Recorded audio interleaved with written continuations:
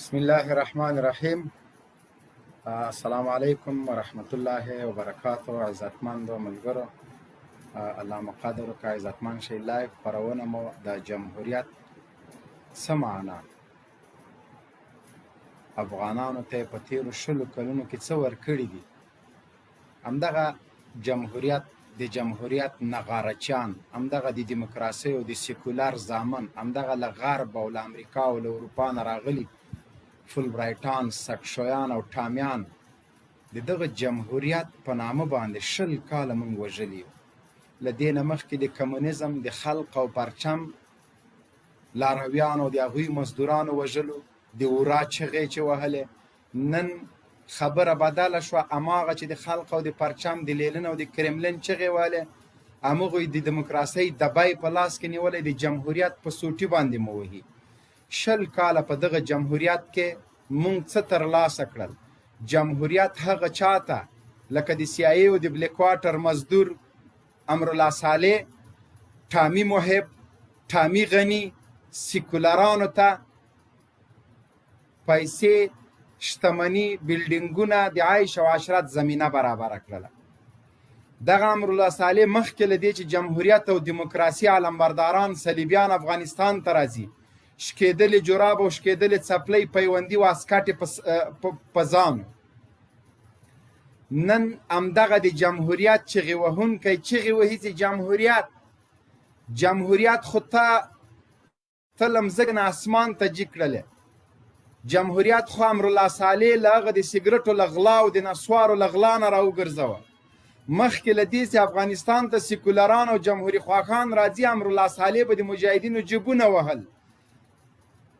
دیو مجاهد سیګرټ لیټر پټ کا، ګوګړو قطای پټ کا، سوځېدلې سیګرټ راټول کا، نسوارې پټ کا. دغه د کارو نن د جمهوریت له برکته ته به جمهوریت ته چغې وې، ته به جمهوریت ته لابي کوې چې ته له نس نه است کړلې. د تا هغه شکېدلي جراب نن د انټن کانټینټل کې په ودونو باندې بدل شو. ټول کابل د بلاک وچ سر دی لکه د ملخ نیولی، تم لومړی مرستیال شوې. دا که جمهوریت نه وای ته به په زندان کې وې، دا که دیموکراسي نه وای ته به په کرغیړن زندان کې د تورو تمبو شاته پروت یې، ځکه ته خاین یې، ته د فرانسویانو جاسوس یې. ستا په شمول مسعود او دغه ټول لنډغر د فرانسویانو د امریکانو جاسوسي کوله. ته وې چې اشغالګر د افغانستان ته راوستل. جمهوریت ما نه کور اخیستی، جمهوریت ما نه بچی اخیستی، جمهوریت زما په واده بمبار کړی، جمهوریت زما مدرسې په وینو لړلې دي، جمهوریت زما منبر په وینو سور کړی، جمهوریت زما عالم د زندان د تورو تمبو شاته اچولی. دا جمهوریت چې زرګونو علماو ته زولنې پرېوتلې او زندان ته لاړل. دا جمهوریت چې ته امریکایي اشغالګرو ته جاسوسي کوله، په هلمند، قندار، خوست، نیمروز او زابل کې د ودونه بمبارول. دا جمهوریت د سی آی ای او د بلیک واټر جاسوسه چې نن په درواغو باندې لګیا د امریکا د جاسوسۍ په خاطر خپل هیوادوال په باندې وژنې. دا جمهوریت چې زموږ قرآنونه په ډزو باندې وویشتل شول. دا جمهوریت چې قرآن کریم په تشنابونو کې دغه صلیبیانو د لاسه ولوېدل. دا جمهوریت چې کلمه په سپي باندې ولیکل شوله. دا جمهوریت چې د دې نظام عسکر اشغالګر په څاپېړو باندې وي، هغه ورته وایي لاس مه اچوه. دا جمهوریت چې د شي محل خاص په باندې 2 جایه که دوستم په باندې جنسي تیری وکړه. دا جمهوریت چې د دفاع وزیر او تبوت له ملالۍ شینوارې سره رسنیز شولې. دا جمهوریت چې له ارګ نه مو فاحشه خانه رولامنډۍ جوړه کړې. دا جمهوریت چې ستاره افغان کې د افغان پیغلو نه ټیکري لرې کړل. دا جمهوریت چې د دې وطن پتمنې لورګانې مو په سټیجونو باندې وګډولې. دا جمهوریت چې باګرام ته مو د افغانستان پتمنې خویندې د جنسي تیري دپاره ویوړل. د کوم جمهوریت خبرې تاسو کوئ؟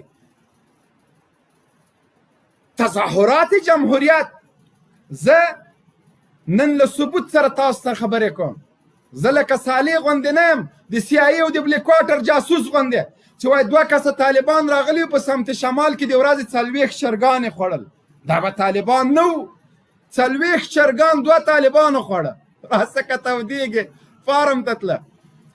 هغه زنانه، هغه تورسرې چې د جمهوریت د دفاع په خاطر تاسو راوستي وو، نه مو د غرمې ډوډۍ ورکړې، نه مو ورسره کړې ژمنه وعده مو چې ورسره کړې وه چې پیسې به درکوو، تش لاس وږې خېټه مو کور ته ولېږه. د جمهوریت بنیاد او تهداب دروغ دي. د سیکولر بچیانو دا ملت تاسو نور نشئ غلطولی. دلته مونږ رسنیو ته لاسرسی لرو، هره دسیسه به مو افشا کوو، په دا خوله به مو بیرته در منډو. دفاع از جمهوریت، راشه ترکیې کې غونډه کوم، راشه پلانکیجي کې هم، راشه چې دوی د ترکیې د غونډې دپاره ته غلام مزدور خپل حیثیت وپېژنه، ته د اشغالګرو زېږنده، ته د B-52 په وزرو افغانستان ته راغلی، ته څنګه دلته طرحې وړاندې کوې؟ د تا طرحه مني څوک؟ ته یو غلام او مزدور یې. تا نن بیا دا خبره وکړله چې 5,500 زندانی را که از زندان رها کردیم، غلطی کلان کردیم.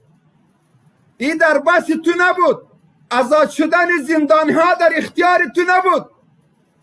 یگانه زندانی که در خانه خود نگه داشته بودی، امریکایی او را از پیشت رها کرد. 5,500 زندانی در اختیار شما، در اختیار اداره کابل، در اختیار مزدوران و نوکران سیایی و بلیکواتر نبود. این معامله با اشغالگرا با بادارای شما شده بود. و 7,000 زندانی که الان در زندان هستند وام رها خواهد شد و شما سرخم خواهد کردین و او را زندان شما نگهبانای زندانی هستین، دیگه اختیار را ندارین. شما به خاطر به زندان ها مقرر شدین که به زندان ها نان بتین، آب بتین و حفاظت آنها را کنین، دیگه اختیار و صلاحیت را ندارین. اشتباهی که تو یاد میکنی 5,500 زندانی را از زندان رها کردیم، ای در صلاحیت تو بسیار بالا بود. تو خو نمیخواستی، تو خو هر وقت مزاحم میشدی که زندانی را چه تو اعلا کردی. اگر دل تو بخواه نخواه، ارگ در اختیار طالب قرار میگیره. اگر تو میخوای نمیخوای با زندان رایی میشوی، اگر تو میخوای نمیخوای بازو نمو دزدی و سیگرتای سوختگی را خواد کشی. چون طالبا که میایه همراه یک قانون میایه، قانون بالای همگی تطبیق میشوه و کار به اهل کار سپرده میشوه. تو غیر از کراچیوانی و از دزدی دیگه چی را یاد داری؟ جمهوریتی که با 220 رای تو را معاون اول ساخت، اینمی جمهوریتی که آقای شلونگارا با 1300 رای رئیس جمهور ساخت. شما رای از کجا کردن؟ و رای پلید، رای جمهوریت، علنی انتخابات بسیار ایمرجنسی. گپای را بزنن که لیاقت و اختیارش داشته باشی. آقای جاسوس CIA و بلیکواتر صالح، این ملت شما را شناخته. ما میفهمیم که امروز در جلسه که تو خطاب به مردم کردی همش به زور پیسه آورده بودی. ما میفهمیم که شما از دین بسیار دور شده بودن. اما لندغر تو یک بسم الله و اعوذ بالله را یاد نداره. تو خود از جمهوریت دفاع میکنی، تو خود به جمهوریت قربانی میتی. جمهوریتی که با میلیاردها دلار دزدی کردی، جمهوریتی که با 200 رای در ارگ آمدی، جمهوریتی که علیپور مردم میکشه تو در اقدام به خلافش کردن نمیتونی. جمهوریت بچه دیوانه، جاسوس بلیکواتر و CIA، چقدر که دانت سونم رقم گپ بزن، چقدر که مغزت سوخه گپ بزن، چقدر که اختیار داری و گپ بزن. 5,500 زندانی را تو رها نکردی. ای از صلاحیت تو به مراتب بالاتر است. کاری تو کاری یک جاسوس است که با امریکایی و با اشغالگرا و با صلیبا کوردینات بتی که فلانا جای طالب از بمبار کن، فلانا جای طالب از بمبار کن. دیگه اختیار و صلاحیتی تو نداری. چطور تو با 5 سال نماینده مردم تعیین شده، انتخابات کردی، 5 سال تو انتخابات ایمرجنسی را میخوایی و خود میگه ما کاندیدام نمیشم؟ خو اختیار و صلاحیتش نداری. خلیلزاد گوشتوی داده تا با جو بایدن امیدایی که داشته هم با ابلاهو شد. این خاک افغان هاست. این خاک مردمی است که امریکا را با زانو کشیدن. این خاک از این خاک رهبری و دعوا کسی کنن، گپهای را کسی بزنن که امپراتوری امریکا را نسکور ساختن، سرنگون ساختن. شما جاسوسا صلاحیت و گپایتان بسیار از صلاحیتتان بالا هستند. با دیگر سخنان را نزنی که باز مغز ما برای چی شود. جاسوس، فیلتر دزد و نسوار دزد، کلی تسایی که کلی مشواره. چی شد؟ ریشت چی شد؟ ریشت هم جمهوریت خورد، بروتت هم خورد، مویایت هم خورد. دیوانه دزد. ما خبر ندارم که از مردم سمت شمال در وقت جهاد نسوار و سیگرت لیتر و قوطی گوگردش دزدی میکردی. بچه دزد. چی فکر کردی؟ هم امنیت کابل که گفته بودی، هم جلسات 6 بجایی چطور شد؟ سر باسکل میگشتی بچه دروغگوی لندغر. گپی را میزنی در پشت منبر ستاد شوی، در پشت میکروفون یک درزایت میکنی. تو بچه نرستی از میارک بیرون برای.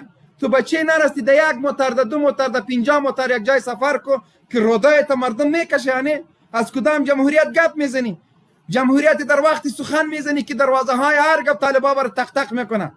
تو از جمهوریت سخن میزنی که از دفاع وزارتت کس برآمده نمیتونه. از جمهوریت سخن میزنی که روزانه با صدها عسکرت کشته میشه. چی جمهوریت؟ لایو پروانه در سر شیر کی دلیوانی بچان را جیکسی جمهوریت و ما طالب تانه ده خوشی کړای. طالب په وجه زور در نه خوشی سو. دا د امریکانو سره شوی توافق په اساس باندې خوشی سو چې خوشی کړای نه وای. تا به لیدلی چې په دې بیسونو کوم د تا د بادارانو کلمې در وستلې که یا راسي بهار یا را جیکسی د میکروفون شاته ودرېږي ولکه به د خیرې لارګ نه د باندې وتلی نسي. د یارګ دروازې د طالبان درته ټقوي. څه کوې کاکال ویده لیونی؟ د دفاع وزارت تر مخې د طالب لانچر سره ولاړ ده. ته راجګېږې د جمهوریت خبرې کوې. شکردره او ګلدره او باغ بالا او پل محمود خان کې د جمعې مونږ نسې کولی په عیدګاه جومات کې همدغه جمهوریت. ته راوځه له هرګز دا جمهوریت د خلک داسې په منځ درش کوي که نه بلا دې په دا وچ سر سه لکه ملا خوندې. مونږ هغه یو وچ سری زړه ته پکې بل راغللې.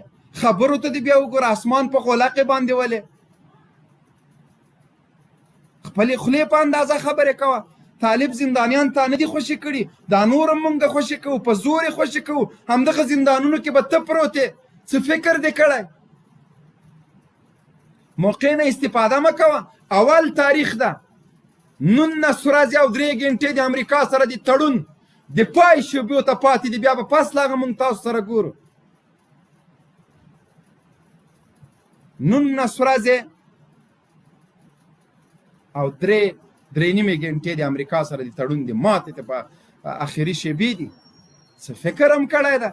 لیوان غر تار یو چې راسي بس ولې راسه باید به سره معلومه کړو. دغه باداران دې لاړ شي او که لاړ نه شي مونږ به د تا طبیعت در برابر کړو. هلته د سولې خبرې، هلته مذاکرات، هلته په ترکیه کې غونډه، هلته دی وایي چې 15,000 طالبان اشتباه وو. ولې دا څه د تا د پلار په صلاحیت کې وو؟ خو دا اوس امریکا نه غواړي ځان سره د بیا یې په باګرام کې د خطا کوي یا د یو عسکر په صفت د مخکې کوي وایي مینونه پاکه څه به وکړي. خو دغه مرستیالي دغه وزارتونه د هر څه امریکانو درکړي دي. که لږ طالبانو تنازل کړی وای تاسو به په ارګ کې ناست وئ. نه، 20 کاله چې تاسو د دې دیموکراسۍ او د دې جمهوریت مزې واخیستلې، دا د طالب غیرت او د طالب همت او طالب ته دعا کوه چې امریکا ته تنازل ونه کړه. کنې لږ تنازل باندې به ته په پنجشیر کې بیا نه وې پاتې. دا خو د طالب غیرت او همت و چې د امریکانو په وړاندې ودرېد او هېڅ تنازل یې ونه کړه. ته د ارګ چښتن چې تر لومړۍ مرستیالۍ پورې لاړې په جاسوسۍ باندې، په مزدورۍ باندې. لا تر اوسه پورې مو تورې نه دي ایښي، لا مو توپک نه دی ایښي، لا مو زغرې نه دی ایښي. همداسې برچپک درته ولاړ د امر قمندې ته انتظار دی د موږ غازیان. قسم په خدای چې کلمې دې د په ونو کې راځوړندې کړي. څه فکر دې کړی؟ جعلي چاودنې ځان پسې کې طالبان و ولاس طالب چاپ چاودنه وکړي که بیخي باچي یو ته یو هغه حلیم انتحاري هر وخت چې ویني چاودنه یې دی پکې باچي. دا څنګه چاودنه ده؟ ته راسې زه یوه بوشکه درته کېدم ته بیا باچ سه. د ځان د شهرت دپاره ځان پسې چاودنې وکړئ. چاودنې طالب چې په چا پسې چاودنه کوي منې که بیا سونټی بونټی به هلته پروت دی. موږ غږ ونه کړو دوی عزتي بیخي وروره ځانونه لیوني کي طالب زندانیای طالبه رها کرده موضوع طالب تا بچه دیوانایی کاری تو خو نیست طالب زندانی را رها میکنی تو خود طالبا را اعدام هم میکنی تو اعدام کو پدر تو اعدام والا که به نام قاضی په نوم قاضي والا که ژوندی رانه پاتې سي ته نرسه ته چاته څه ووایه باګرام ته نه خدای دې چې ګوانتانامو ته یې بوځي دا د شبې ژمنې مطابق به ټول اسیران راخوڅې کېږي که نه موږ له امریکانو سره جهاد کوو نه کوو ورباندې ختم 19 ورځې او 3 ساعته او 4-5 دقیقې د امریکا سره د تړون ماتې ته پاتې مړه دي شو واټ محترم قاری صاحب سید خواسته لایق خپرونې ته راشئ لینک مو درته لېږلی یم عجیبه ته به وایې چې بیخي ده موږ وروره ګله دوی نه ډارېږو داسې خوسې ده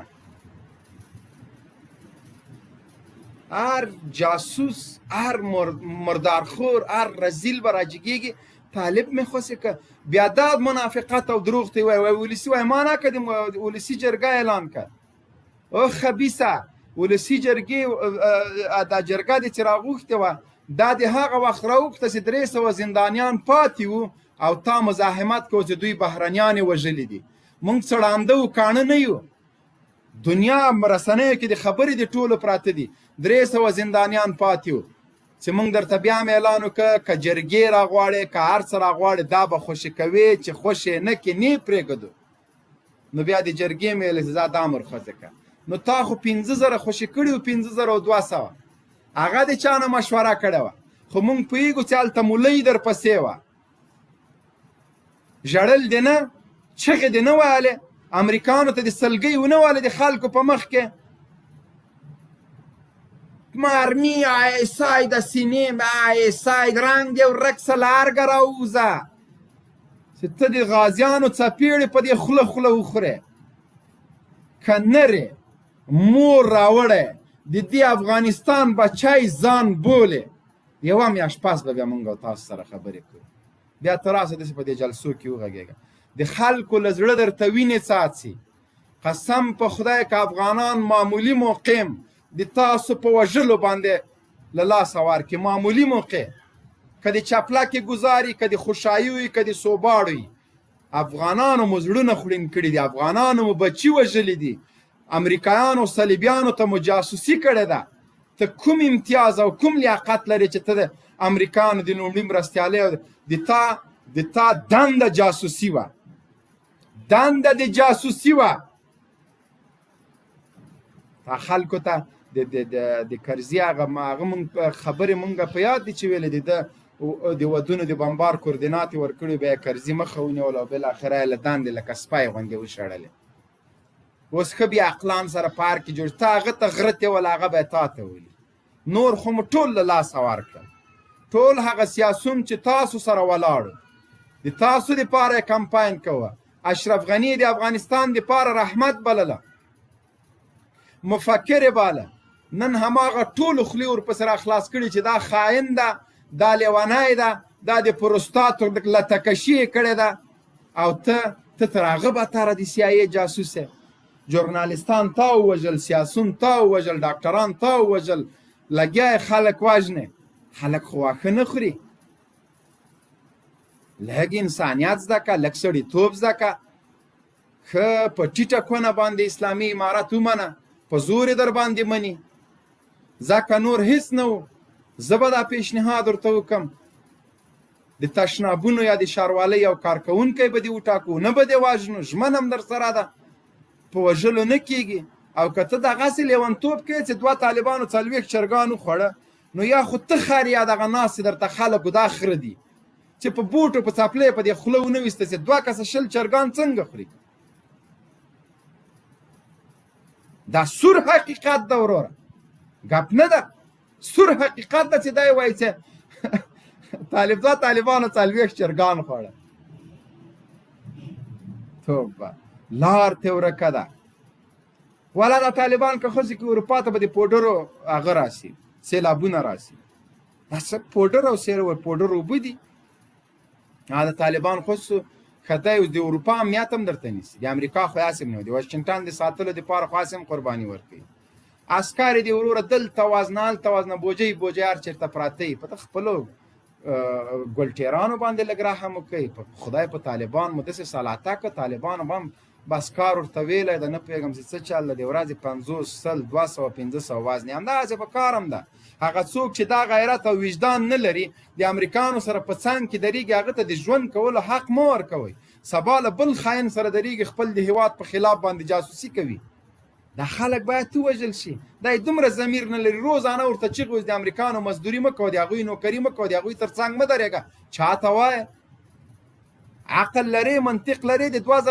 د 2000 افغانیو دپاره ته وژل کېږي، په پارک کې 12 رقمه غوښه خوړل کېږي. تا ته د سپي او د خره غوښې درکوي، په پارک کې وروره کنري او بودنې خوړل کېږي. وشرمېږه، لعنت دې په دغه جمهوریت څه چې ته له دغه ارګ نه بیا هم ساتنه کوې، پوډري توپک دې په اوږه اچولی. راسه له ټوپک او له رینجرې سره دی، که نور نه روش خو در باندې هره ورځ خوړلی شو. ښه داسې زبردسته پیکه کچالان به هم درته پکې اچو، خو د خېټې مزدوران یاستئ. د خېټې دپاره د دیموکراسۍ او د جمهوریت او د 12 رقمه غوښو له فحشا نه دفاع کوئ. که ته د ارګ تر څنګ ونه درېږې، ته سپږن مردارخور د ټوپک په غاړه کې وانه چې دغه ارګ څوک ساتي؟ که ته د دغه د CIA او د بلیک واټر د جاسوس په کاروانو سره روان نه سې، کښېنه ځکې تر څو پورې ته وژل کېږې، کونډې نه د جنسي تقاضا هم بیا کېږي. خوراک دې هم د خره غوښه، سنګر نیسي، اوبه هم نه در رسېږي. دا ژوند ده چې تاسو یې کوئ. قاري صاحب راغلی. السلام علیکم ورحمت الله وبرکاتو. قاري صاحب سعید خوستی لایف خپرونې ته بخیر راغلی.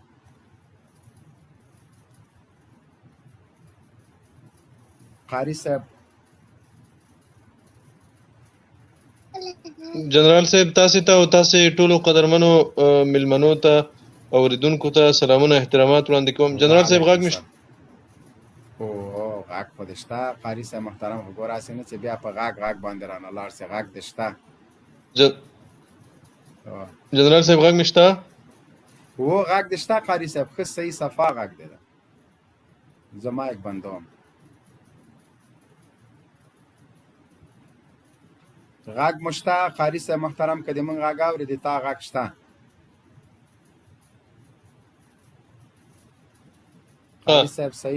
مبین صاحب محترم، تاسو د لایف موضوع چې دا جمهوریت څه معنا او افغانانو ته په تیرو 100 کلونو کې څه ورکړي دي، دغه ستاسو د لایف موضوع ده. او قاري صاحب محترم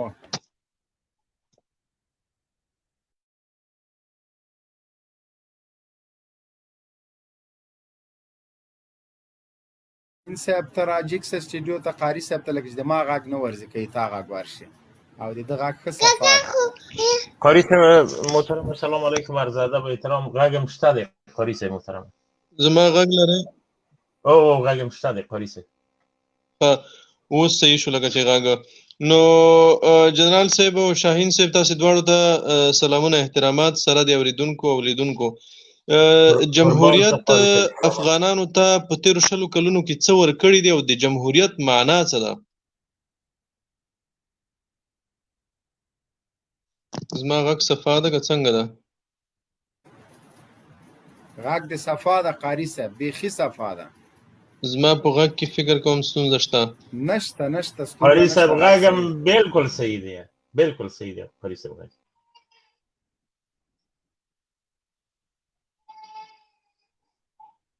ښه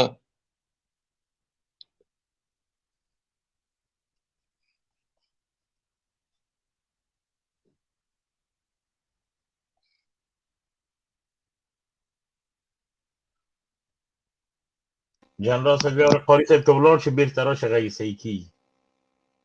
د بعضې وخت داسې یو او دا صحیح شي، دا یو غږېږي نو بس غږ دی صحیح شي. محترمو قاري صاحب ته هغه کوو چې انشاءالله بیا راشي. نو اوس خو یې غږ صحیح و، خو البته د ما غږ یې نه شو اورېدلی. نو تاسو لایف خپرونه د سره شیر کوئ، که نه بیا زه له کړه را اخلم. ګوره بیا خپل او پردی نه ګورم، دا هر یو ته داسې غاړه کې وراچوم. پوه شوې؟ لایف شیر کوئ د خدای بندګانو، سبا ته نو اخرنی اولینای پیشلمه هم د هو څه خوند به کوي، اچار چکني وروره ګله پسې دا بندوبست به یې خلکو به کړی پیرکي. دا قاري صاحب راغی. قاري صاحب محترم، اوس دماغ غږ صحیح ده؟ او بالکل ستا غږ خو بیخي مخکې هم صحیح و، د تا غږ مخکې هم صحیح و. قاري صاحب مهرباني وکړه. مبین صاحب محترم، موضوع مو جمهوریت څه معنی، افغانانو ته په تېرو 100 کلونو کې څه ورکړي دي جمهوریت، دا موضوع ده. او د څه وخت راهیسې تاسې ته بهتره معلومه ده په رسنیو کې د جمهوریت موضوع ډیره ګرمه ده، او د کابل ادارې اړوند چې څومره دغه کرایه شوي کلیکوالان دي او که مدني فعالان دي او که نور د دوی اړوند څومره کارکوونکي د هغوی د جمهوریت دپاره کمپاین شروع کړی ده او د جمهوریت د دفاع په خاطر هر څه کوي. یعنی د جمهوریت دپاره دا خلک هم وژل کېږي. یوازې نن نه دا 20 کاله دوی د همدې جمهوریت دپاره دا ولس وژني چې دا ولس جمهوریت نه مني او جمهوریت نه قبلوي د دوی سره.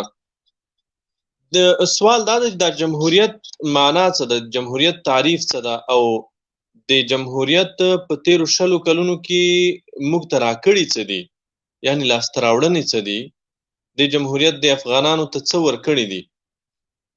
اول خو په نړۍ کې د نظام جوړونې مختلف سیستمونه دي، د نظام جوړونې مختلف چوکاټونه دي، مختلفې طریقې دي. په ځینو هیوادونو کې د نظام د جوړولو یو طرز العمل ده، په ځینو نورو کې بیا بل ډول طرز العمل لري نظام جوړونه. ولې د لویدیځ څخه اسلامي هیوادونو ته راوړل شوی چې کوم سیټاپ ده یا کوم میکانیزم ده یا کوم چوکاټ ده، هغې ته دوی د جمهوریت نوم اخلي. په جمهوریت کې د هیواد د زعیم په ټاکلو کې هر سړي ته د رایې اچولو حق ورکول کېږي. هر سړی حق لري چې رایه واچوي. لومړی خو که د دې ځای نه یې پیل کړو، اول خو افغانستان کې هیڅکله هم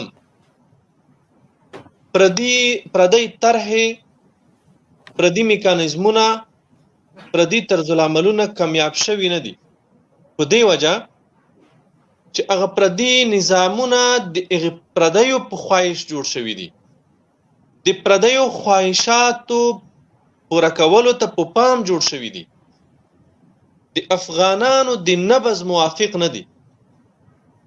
همدا دلیل ده تاسې به د اسلامي امارت د نن ورځې خبره هم لیدلې وي چې اسلامي امارت د ورځې په خبره کې هم دا ویلي دي چې خلک ډول ډول طرحې جوړوي، د کاغذ په مخ هم ډېر ښایسته وي، ډېر ښکلي وي او ډېر ښه کمپاین هم ورته وشي، ولې عملي بڼه نه لري. وجه دا ده چې دغه پردی طرحې، دغه پردي سیستمونه، دغه پردي میکانیزمونه چې افغانانو ته راوړل کېږي، دا د افغانانو د کلتور، د افغانانو د عنعناتو، د افغانانو د دین سره سر نه خوري، موافق نه دي ورسره. دا کله د مسکو، کله د نیویارک، کله د برطانیا، کله د اروپا د هغې ځای په خواهش، د هغې ځای په فکر جوړ شوي دي. هغه دلته ځکه د عملي کېدو وړ نه دي چې د افغانانو خپل کلتور، د افغانانو خپل عنعنات، د افغانانو خپل دینی ارزښتونه په هغې کې په پام کې نه دي نیول شوي. یو د هغې نه جمهوریت ده. جمهوریت کې واک په پیسو اخیستل کېږي. جمهوریت کې که ته واک ته رسېږي، د واک ته رسېدو دپاره یوازینی معیار چې دغه پیسې دي، هغه سرمایه ده، چې دغه سرمایه به هم ستا پلرنۍ سرمایه نه وي.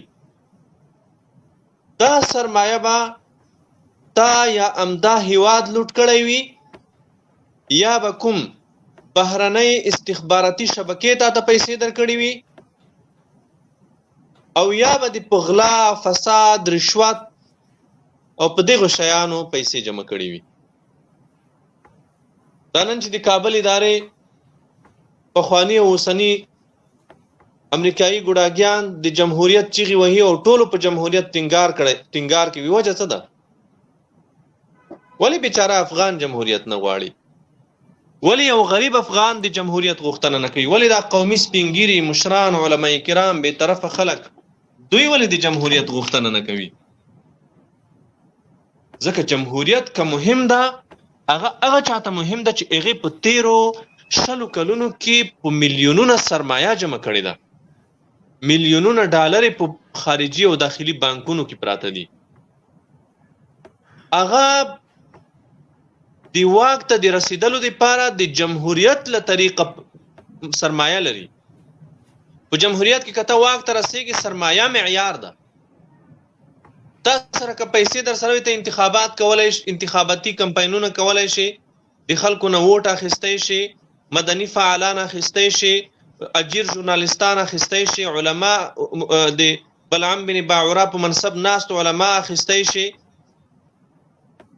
خرڅ شوی قومي مشران اخیستی شي، او پیسې بدیم د او کچېرته داسې د مالیې نه غلا کړي وي، پیسې بدیم د غلا وي، د همدغه پیسې به د بیت المال نه غلا کړي وي، ولس ته به 4.5 کیلو غنم ورکړي، پرایه به $100 ورکړي، هیواد د بیت المال پیسې به وي او ته به یې په دغسې فاسده لار لګوي. او که چېرته په د نړۍ دریم څلورمه درجه فاسد جمهوریت وي، لکه دلته چې کوم فاسد جمهوریت ده، هلته بیا رای ته هم دومره اعتبار نشته، هلته بیا چوکۍ اخیستل کېږي، ټول پوسټونه خرڅېږي، د هر پوسټ د هر منصب قیمت معلوم ده، ریټ معلوم ده چې دا په دومره خرڅېږي. تاسې وینئ د کابل ادارې مرشوان د ټامیان او دغه د ټامهوریت پلویان لګیا دي، کله په یوه ولایت کې مظاهرې راباسي، کله په بل کې راباسي. نن به تاسې ویډیو لیدلې وي چې یوه ښځه چیغې وهي چې موږ خې راغوښتي او موږ ته یې پیسې هم رانه کړې، موږ ته یې ویل چې پیسې هم درکوو، ډوډۍ هم در باندې خورو. ویډیو شته را سره، وروسته د تا د امر مطابق به یې واچوو. او بالکل ویډیو به وروسته پلی هم کوي. نو ګورئ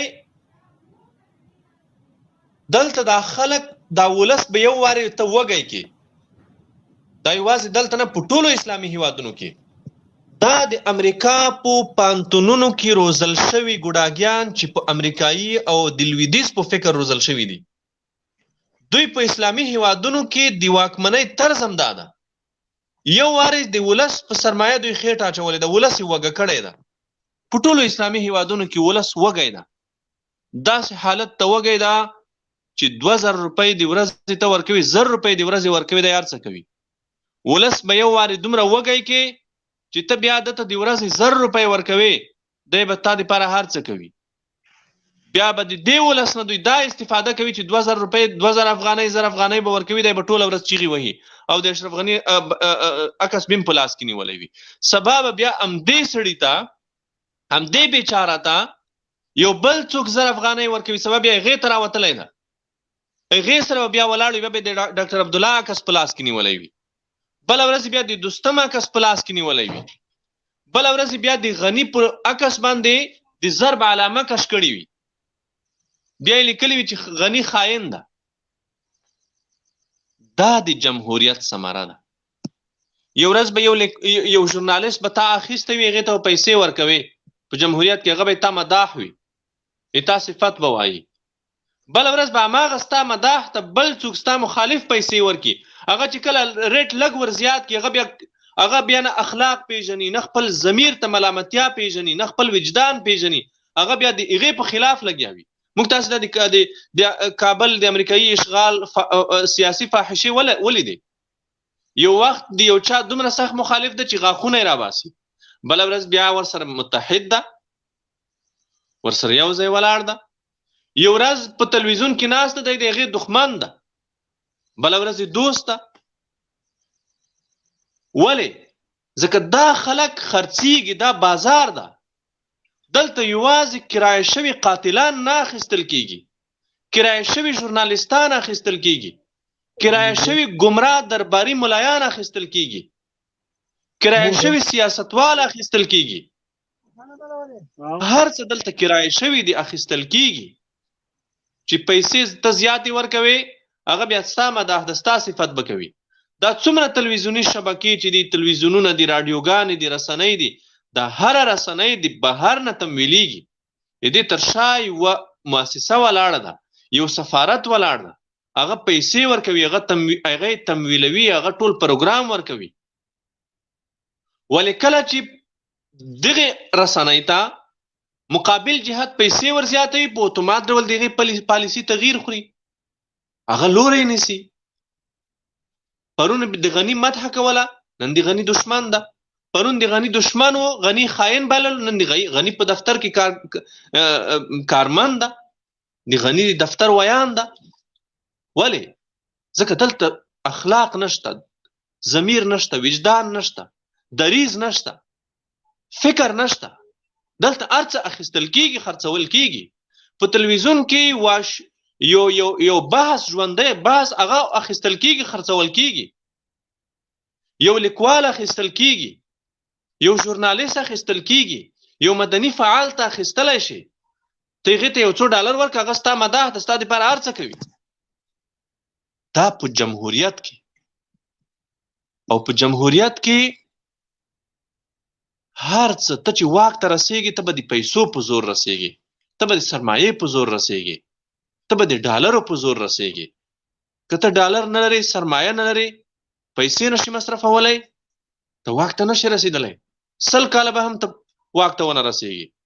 خدای دې وکړي چې ته د په ټول هېواد کې تر ټولو ښه سړی یې، تر ټولو روغ سړی یې، ښه نسب ولرې، خو ته واک ته نشي رسېدلی. او لویدیځ د موږ دپاره دا سیستم غوره کړی ځکه ده. همدا سیستم په لویدیځ کې نه ده حاکم. په امریکا کې دغه انتخابات، دغه جمهوریت چې د موږ دپاره دوی غواړي، دا په امریکا کې نه ده حاکم. په امریکا کې عام انتخابات نشته. تاسو ته بهتره معلومه ده. دغه عام انتخابات ولې د اسلامي هیوادونو دپاره غوره کړي دي؟ ځکه دغه امپراتورۍ، دغه اشغالګران په اسلامي هیوادونو کې خپلو موخو ته د جمهوریت له لارې رسېدلی شي. دوی روزلي دي خلک، هماغه خلکو شاته دوی ولاړ دي، دوی هغې ته ډالر ورکوي، هغې ته د کمپاین دپاره پیسې ورکوي، د انتخاباتي کمپاین دپاره پیسې ورکوي، هغې ته پیسې ورکوي چې ورشه مطبوعات واخله، د خلکو رای واخله. همدا دلیل ده چې په اسلامي هیوادونو کې، څومره اسلامي هیوادونه چې دي، په هغه اسلامي هیوادونو کې لویدیځ روزل شوي خلک واکمنان دي. د امریکایي فول برایټ پروګرام چې ده، د دغه فول برایټ پروګرام ګریجویټ شوي، فارغ شوي په لسګونو سیاستوال دي چې په اسلامي هیوادونو کې واکمنان دي. دا ولې واکمنان دي؟ دا خارجیانو واکمنان کړي دي. خارجیانو د موږ د سر د پاسه کې، د موږ په اوږو کېنولي دي، د جمهوریت په نوم یې راباندې مسلط کړي دي، د جمهوریت په نوم یې د موږ په سر، د موږ په اوږو کېنولي دي. او دغه امریکایي واکمنان د دوی نه که امریکایي ملاتړ لرې شو، بیا دوی په ولس کې ځای هم نه لري، د دوی تخت بیا چپه کېږي. همدا دلیل ده چې د امریکایانو هره غوښتنه مني، د لویدیځ هره غوښتنه مني، او د لویدیځ هرې غوښتنې ته تسلیم ده. تاسې وینئ، لنډ مثال د اشرف غني ده. اشرف غني وګورئ، تاسې د 3 کلونو کې د ده څرګندونې، د ده دریځ تاسې وګورئ په مسلسل ډول. ولې دا سړی واحد دریځ نشي خپلولی؟ ولې مقاومت نشي کولی؟ اوس دې ته راورسېدو چې زه م استعفا کوم، دغه صالح هم کوي، دانش هم کوي، موږ به ټول انتخاباتو کې برخه نه اخلو، خو 3 میاشتو کې زه انتخابات کوم. دې حد ته راورسېدو. ته چې په 3 میاشتو کې انتخابات کوي، تا ولې په روز کال انتخابات کول؟ په روز کال دې ولې د سولې په وړاندې انتخابات وکول؟ د سولې په وړاندې ودرېدې؟ خو دا یو کال خو به وینه نه تویېده. طالب په دریځ کې خو فرق نه راغلی. طالب په روزه کال هم په رسمیت نه پېژندې، ته یو ګوډاګی بللې، قاتل بللې، نن دې ګوډاګی بولي، قاتل دی بولي، په رسمیت دې نه پېژنې، او نه ته اړخ بولي، نه ته اړخ بولي. طالب په دریځ کې فرق درته نه راغلی. خو بیا هم ته راغلې او ته نن وایې چې زه درو میاشتو کې انتخابات کوم. دا ولې؟ ځکه امریکایان د دوی غوږ پیچي. دلته واک د امریکایانو په لاس کې ده او امریکایان دغه خلک په اسلامي هیوادونو کې د خپلو ګټو دپاره استخداموي څو پورې چې دوی په کار و هغه وخت کار ترې اخلي. چې کله د کاره ولوېدل بیا امریکایانو ته خپلې ګټې مهمې دي، امریکایانو ته افراد نه دي مهم، اشخاص نه دي مهم. بیا لغته ورکړي چې ځه اوس خپل کار کوه، بیا یې لرې کړي ایسته یې وغورځوي، د منځه یې یوسي. ټامي غني ولې امریکایانو ته په کار و؟ ځکه په 2014 کې د امریکایانو او د ټرمپ د ادارې تمرکز په جنگ باندې و. کله چې ټرمپ واک ته ورسوي طالبانو سره هر ډول خبرې رد کړي. تمرکز په جنگ و، هر ډول وسله استعمال شوه. د شپنیو چاپو د بمبارونو مطلق اجازه ورکول شوه. امریکایي اشغالګرو ته قضایي مسؤلیت ورکړل شو. په د 15 کلنه دوره د اشرف غني کې څوک نشي ثابتولی چې اشرف غني د امریکایي بمبار په مقابل کې ویلي وي چې دا بد کار شوی یا دې غندنه کړې وي.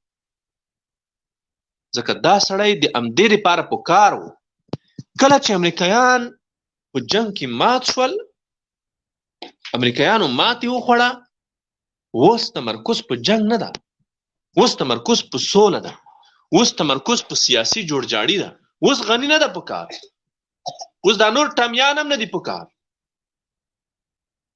دا د هغې وخته پورې استخدام شول چې کوم وخته پورې دوی په کار وو. اوس کوشش د امریکایانو دا ده چې اوس په موږ یو جمهوریت وتپي. د جمهوریت په نوم په موږ باندې دغه خپل پخواني اوسني ګوډاګیان به ټول سره راټول کړي او په موږ یې د جمهوریت په نوم وتپي چې دلته جمهوریت نه، موږ جمهوریت راولو. په ټوله نړۍ کې داسې هیواد مثال څوک نشي پیش کولی چې هلته د قدرت، واک، سلطه هغه ویشتل شوي وي، سهمګیري شوي دي وي، په سهم د هر چاته ورکړل شوي وي، د امتیاز په حیث د ورکړل شوي وي، یا د په قومونو ویشل شوي وي. په ټوله دنیا کې داسې نظام نشته. امریکایان هغه سیاسي ویش، هغه سیاسي مشارکت چې د موږ دپاره یې غواړي، ولې د خپل هیواد دپاره نه غواړي؟ برطانویان چې د موږ دپاره غواړي، د خپل هیواد دپاره یې ولې نه غواړي؟ نور خلک چې د موږ دپاره دغه سیاسي مشارکت، دغه د ډلو ټپلو، د احزابو، د ولایتونو، د وزارتونو ویش د موږ دپاره غواړي، ولې د خپلو هیوادونو دپاره نه غواړي؟ په نړۍ کې داسې یو هیواد تاسې موږ ته وښیئ چې دغه احزاب، دغه ډلې ټپلې په ولایتونه د هم سره ویش کړي وي، وزارتونه د هم سره ویش کړي وي، حتی قنصلګرۍ او سفارتونه د یې سره ویش کړي وي. دا یوازې په افغانستان کې دا نسخه عملي ده. دلته عملي کول دی. ماته نه منله په کار د ټرمپ سره مشارکتي حکومت ولې عملي کول غواړي؟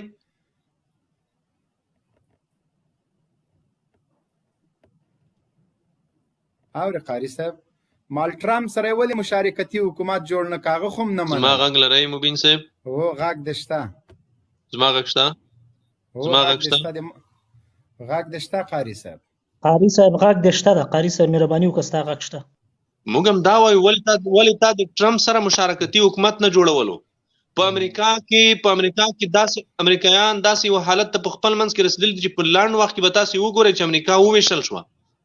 امریکایي ټولنه دومره سخته ویشل شوې ټولنه ده، ولې بیا هم هلته موږ نه دي اورېدلي چې هلته د ټول احزاب د په یوه نظام کې راټول شوي وي، ټول قومونه د په یوه نظام کې راټول شي، هر چاته د قوم په بنسټ، د ژبې په بنسټ ولایت ورکړل شي، وزارت دې ورکړل شي. او دا نسخه چې دوی موږ ته راوړې دا خو په تېرو 100 کلونو کې دوی تجربه کړه، ولې بیا موږ تجربه کول غواړي؟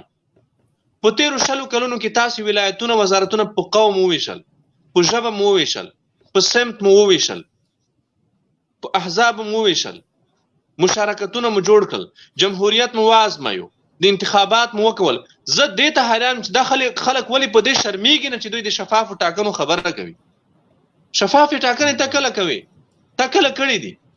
د شفافو ټاکنو ته یو مثال خو پیش کړه، خو ته فرضیات وایي، فرضیات د تخیل د خیالیات وایي. د شفافو ټاکنو مثال ته ماته پیش کا. شفافې ټاکنې ته څنګه کوي؟ دا یوازې په افغانستان کې دا نسخه نه ازمېیل کېږي، دا په ټوله اسلامي نړۍ کې امپراتورۍ اشغالګر په ټوله اسلامي نړۍ کې هڅه دا ده چې دغه فاسد او نجس چټل جمهوریت په مسلمانانو واکمن کړي. یو څو زرخريده غلامان چې دوی په خپل پانتونونو کې موږ ته روزلي دي، دوی په خپل فکر موږ ته روزلي دي، دوی ته جاسوسۍ کړې دي د هیواد، هغه د په ملتونو واکمن وي د جمهوریت په نوم، هغه د په ملتونو واکمن وي د انتخاباتو په نوم. دلته افغانان پردي سیستمونه نه غواړي. څوک چې دلته د پردي سیستمونو د پلي کولو خوبونه ویني هغه د تیرو 100 کلونو عبرت واخلي. امریکایانو 1.5 لک د دوی د حساب مطابق 1.5 لک امریکایي قواوې خارجي قواوې دلته پرتې وي.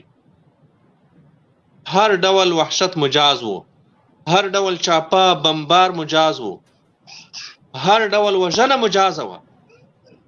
دا اوس تاسې وینئ، دا اوس تاسې وینئ امریکایي ملیشې و کور ته ننوځي، په کور کې ښځه ماشومان سپین ږیرې بوډا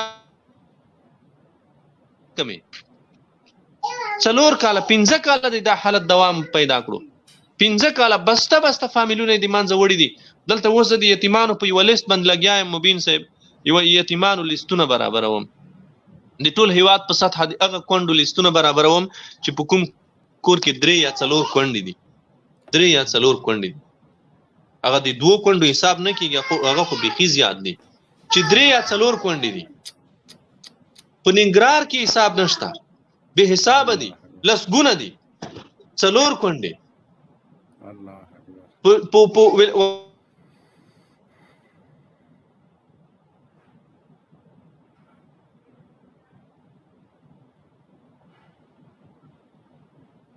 قاري صاحب आवाज مو قطع شو.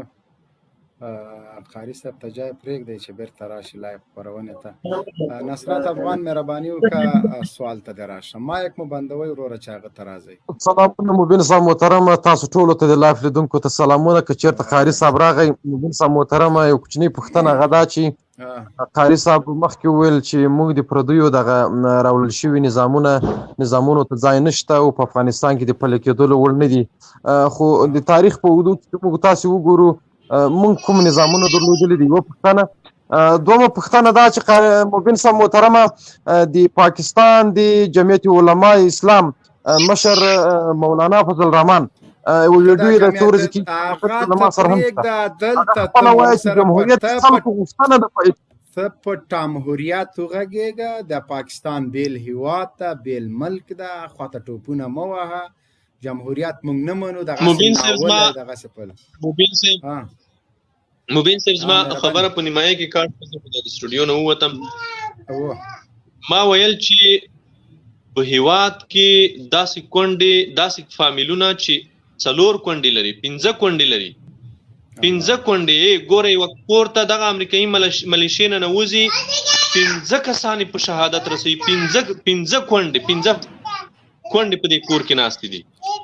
دا د څه دپاره؟ د دومره وحشت سره دا مفکوره تاسې په موږ ونه منلی شو. تاسې د همدې مفکورې دپاره، د همدې جمهوریت دپاره چې دغه جمهوریت ته په افغانانو تحمیل کړي، دغه جمهوریت ته په افغانانو ومني، د دومره وحشتونو، د دومره بمبارونو، د دومره ظلمونو چې دغه خلکو وکړل، دغه امریکایي ملیشو وکړل، دغه امریکایانو وکول په دې تیر وختونو کې مثال نه لري. ما څه وخت مخکې په ټویټر هم لیکلي وو، تاسې نشئ ثابتولی، تاسې لاړ شئ فلسطین ته لاړ شئ. زه په چیلنج وایم په فلسطین کې داسې نه ده پیښه شوې چې یو اسرائیلی عسکر د فلسطیني کور ته ننتلی وي، د فلسطیني په کور کې د هماغه فلسطیني په شهادت رسولی وي او د هغې ښځې ماشومان د هم په شهادت رسولی وي.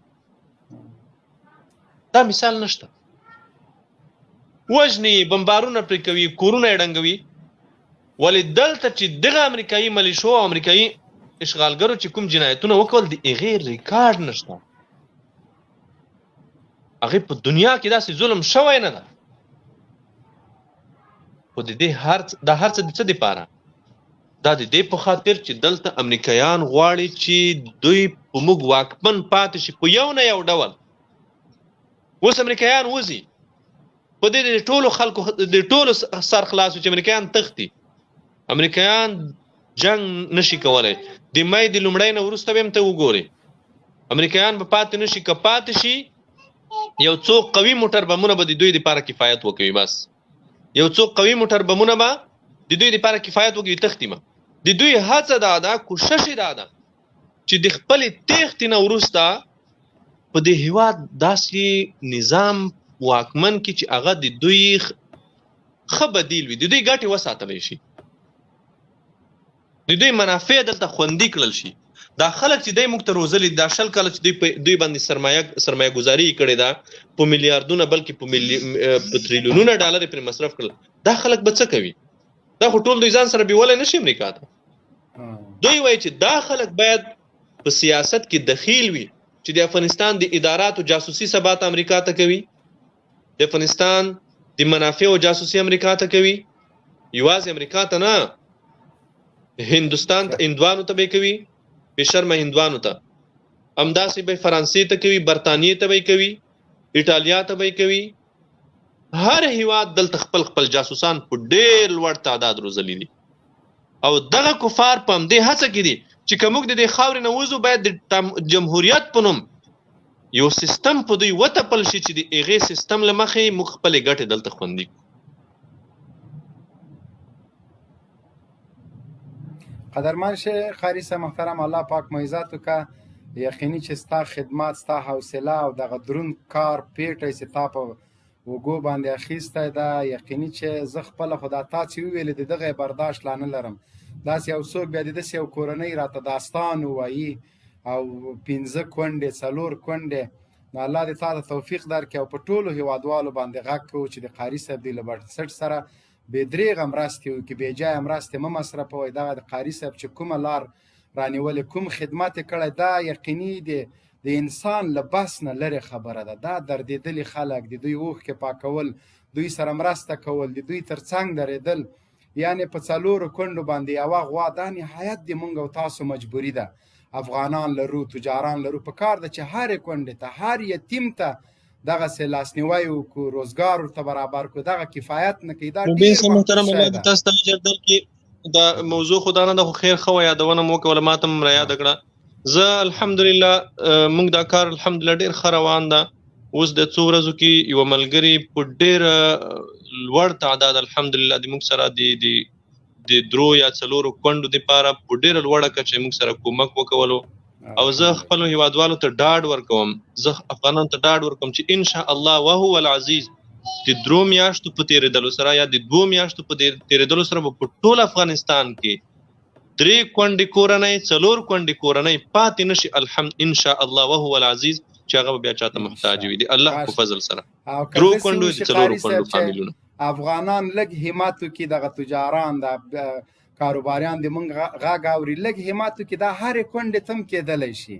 ماشاءالله افغانان ښه سرمایه لري، ښه روزګار لري، دغه پیسې به هم په جای ولګېږي، د یو چا د درد دپاره به دوام شي که الله کول. او الله دې تاسو ته هم توفیق درکړي، الله دې لا بریا په نصیب کړه چې د دغه کونډو د دغه یتیمانو اوښکې پاکې شي. نصرت افغان مهرباني وکړئ. جمهوریت موږ ته څه راکوي؟ ما خو مخکې پوښتنه وکوله، پوښتنه خو مې د افغانستان په داخلي چارو کې ګوره، موږ د جمهوریت په سعودي کې هم لرو، په مصر کې هم لرو، په هر ځای کې لرو. مصر کې موږ جمهوریت ولیدل چې هلته مرسي انتخابات وګټل، ښه په نره یې وګټه، لیکن د امریکا خوښ نه وه. جمهوریت له رئیس جمهور سره د زندان د تورو تنبو شاته واچوه.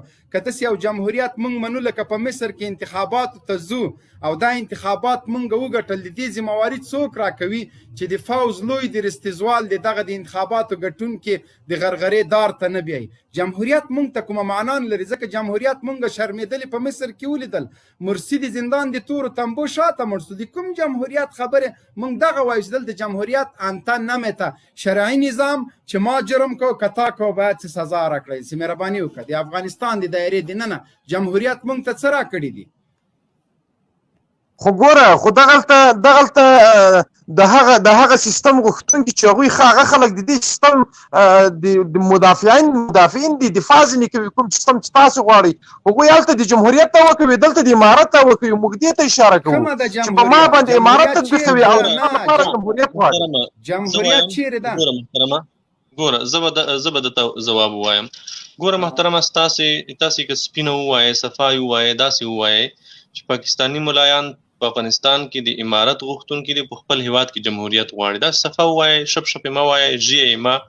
آفرین، همدا مې پوښتنه ده قاري صاحب محترم، همدا مې پوښتنه ده. ګوره وروره، ته دغه پوښتنه ورشه د همغه علماو سره یې مطرح کا. ما سره یې ولې مطرح کوې؟ زما امارت ته، زما اسلامي نظام ده، اسلامي سیستم ده غواړم یې. زما چې هر څوک ملاتړ کوي زه یې هرکلی کوم، زه ورته هرکلی وایم، زه ترې خوښ یم. هر څوک چې د ما ملاتړ کوي، هر مسلمان چې په نړۍ کې زما سره په خپله خاوره کې د اسلامي نظام په حاکمیت کې کومک کوي، زه یې هرکلی کوم. په تا که بده لګېږي، تا ته که سوال پیدا کېږي، ما ته سوال نه پیدا کېږي. دی د په خپل خاوره کې جمهوریت غواړي، دی پوه شه، کار یې پوه شه. ما ته زه اسلامي امارت غواړم، اسلامي نظام غواړم. دا داسې نه ده چې ما پرې سوچ نه ده کړی، دی ما ته اختیاروي. ما خپله د ځان دپاره اختیار کړی ده. و قاري صاحب محترمه، ستا یو مصاحبه له ما سره پرته ده چې تا خپله ما ته وویل قاري صاحب محترمه چې اسلام حدود هلته امارت غواړي، دلته زموږ دپاره جمهوریت غواړي. ته دا سوال د ده نه وکوه، ما ته دا سوال نه راجي کېږي. ما که چېرته په پاکستان کې جمهوریت غوښتی، د پاکستان د جمهوریت چیغې مې والی، بیا به تا ما ته ویلي وه چې نو طالبه ته خو په افغانستان کې امارت غواړي، هلته بیا څنګه جمهوریت غواړي؟ دا سوال ستا هغه خلکو ته راجي کېږي چې څوک دلته اسلامي نظام، اسلامي امارت غواړي، هلته په پاکستان کې اسلامي جمهوریت غواړي. هغوی نه سوال وکوه، دا د موږ اړوند نه ده. او بله دویمه اساسي خبره دا ده چې ګورئ، په هیوادونو مثالونه نه ورکوو چې پلانی داسې کوي، زم داسې کوم. دا یو غلط طرز تفکر ده، دا غلط فکر ده، دا یو غلط سوچ ده. موږ خپل هیواد لرو، خپل خاوره لرو، د خپل خاورې د خپل هیواد د ازادۍ دپاره هم قرباني ورکړې ده. موږ ته اړتیا نشته چې دلته چا نه کاپي راوړو، یو نظام را کاپي کو، د چا نه نقل ووهو یا استدلال وکړو چې پلانی دا غواړي، زه هم دا غواړم. اسلامي نظام د لمانځه په څېر یو عمل ده، یو عبادت ده، د زکات او روژې او د حج په څېر یو عبادت ده. په دې عباداتو کې څوک داسې مثال نه وایي چې زه داسې لمونځ غواړم لکه پلانی چې کوي. کتاب کې د لمانځه چوکاټ بیان شوی ده، په اسلام کې د اسلامي نظام چوکاټ بیان شوی ده. دا چې تاسې نه پیژنئ، تاسې ته نه ده معلوم، او تاسې غوښتنه کوئ چې اسلامي نظام تعریف موږ ته وکوئ، دا ستاسې ناپوهي ده، ستاسې ناخبري دی. موږ نه تعریف مه غواړئ، ورشئ د احنافو د فقهاو کتابونو ته لاړ شئ، هلته به د اسلامي نظام تعریف په خپله پیدا کړئ. دا ستاسې ناخبري ده، ستاسې ناپوهي ده چې تاسې اسلامي نظام تعریف پیژنئ، د اسلامي نظام معنا نه پیژنئ، د اسلامي نظام مقتضیات نه پیژنئ.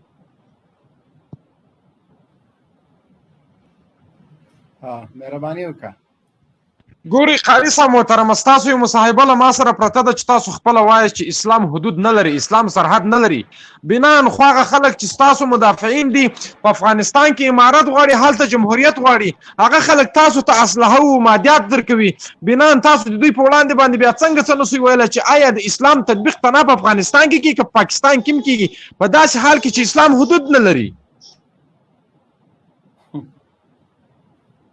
ما به داسې نه وي ویلي، دا زما خبره ته یا غلطه فهم کړې ده او یا یې غلطه تعبیروي. ستا تعبیر غلط ده، ته چې کوم د ما د خبرو تعبیر کوي دا غلط ده، غلطه دې فهم کړې ده.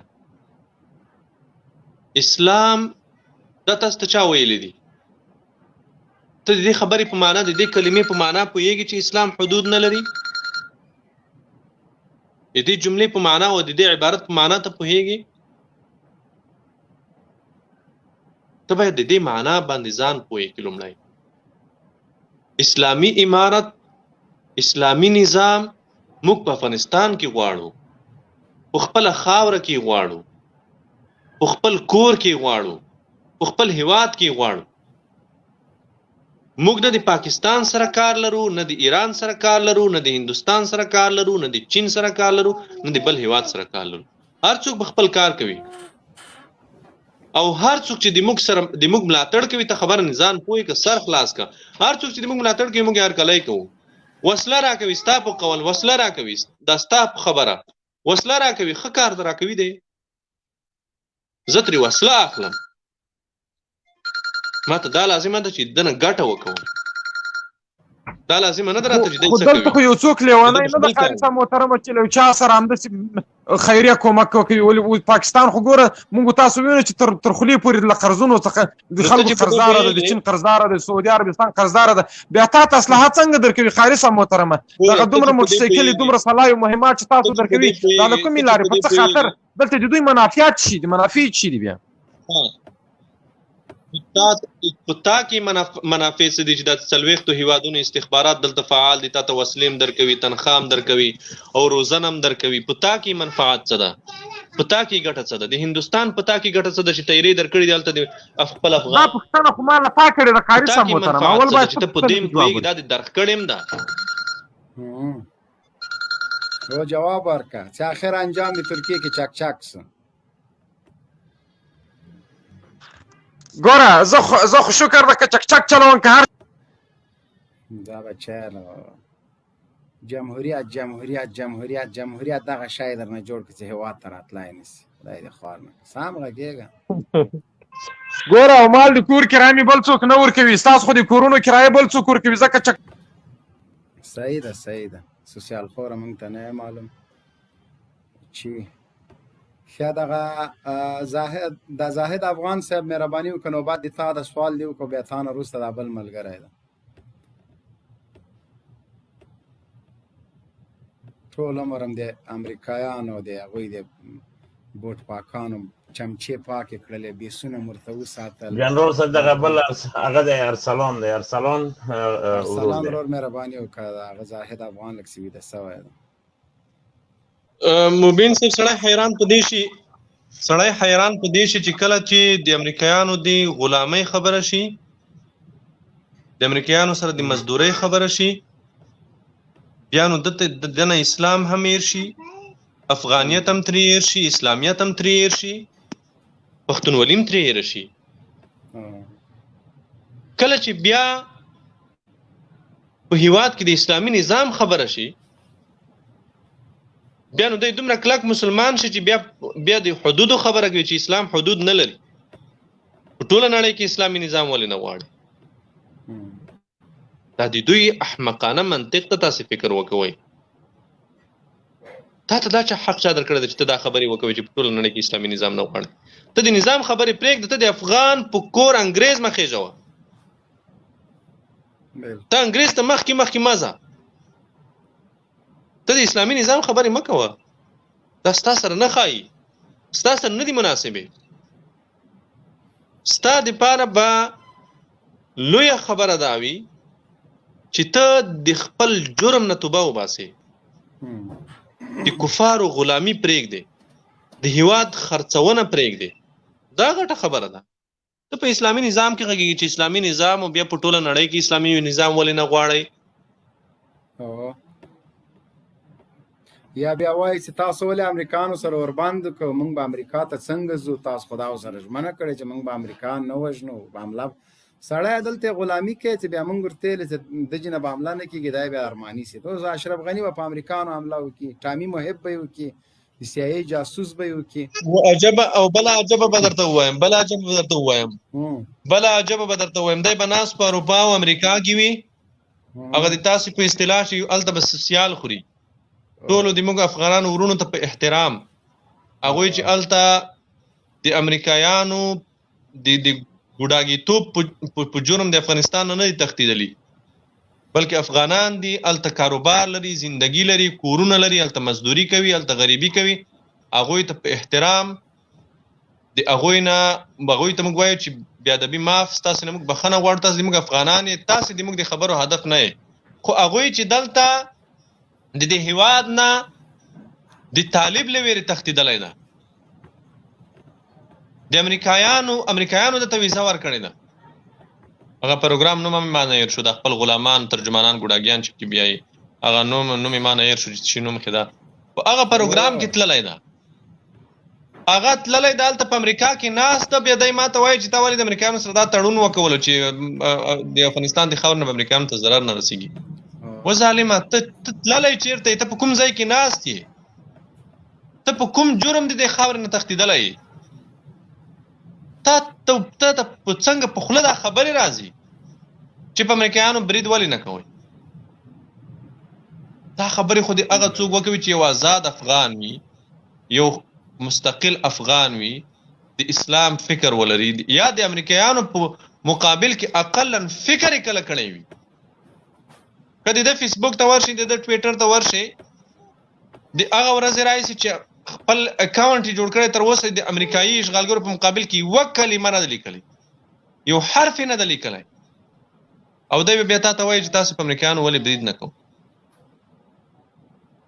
وروره ما پرېږده، د امریکایانو سره د جنگ طرز او طریقه مې پرېږده. ته د خپل کار په مخ واخله. زه د امریکایانو سره جنگ هم کوم، د امریکایانو سره اوربند هم کوم، د امریکایانو سره سول هم کوم، امریکایان د دې خاورې نه شړم هم. زه به امریکایان د افغان کور ته نه بیایم. زه به د امریکایي دپاره افغان نه وژنم. زه به د امریکایي امنیت نه ساتم.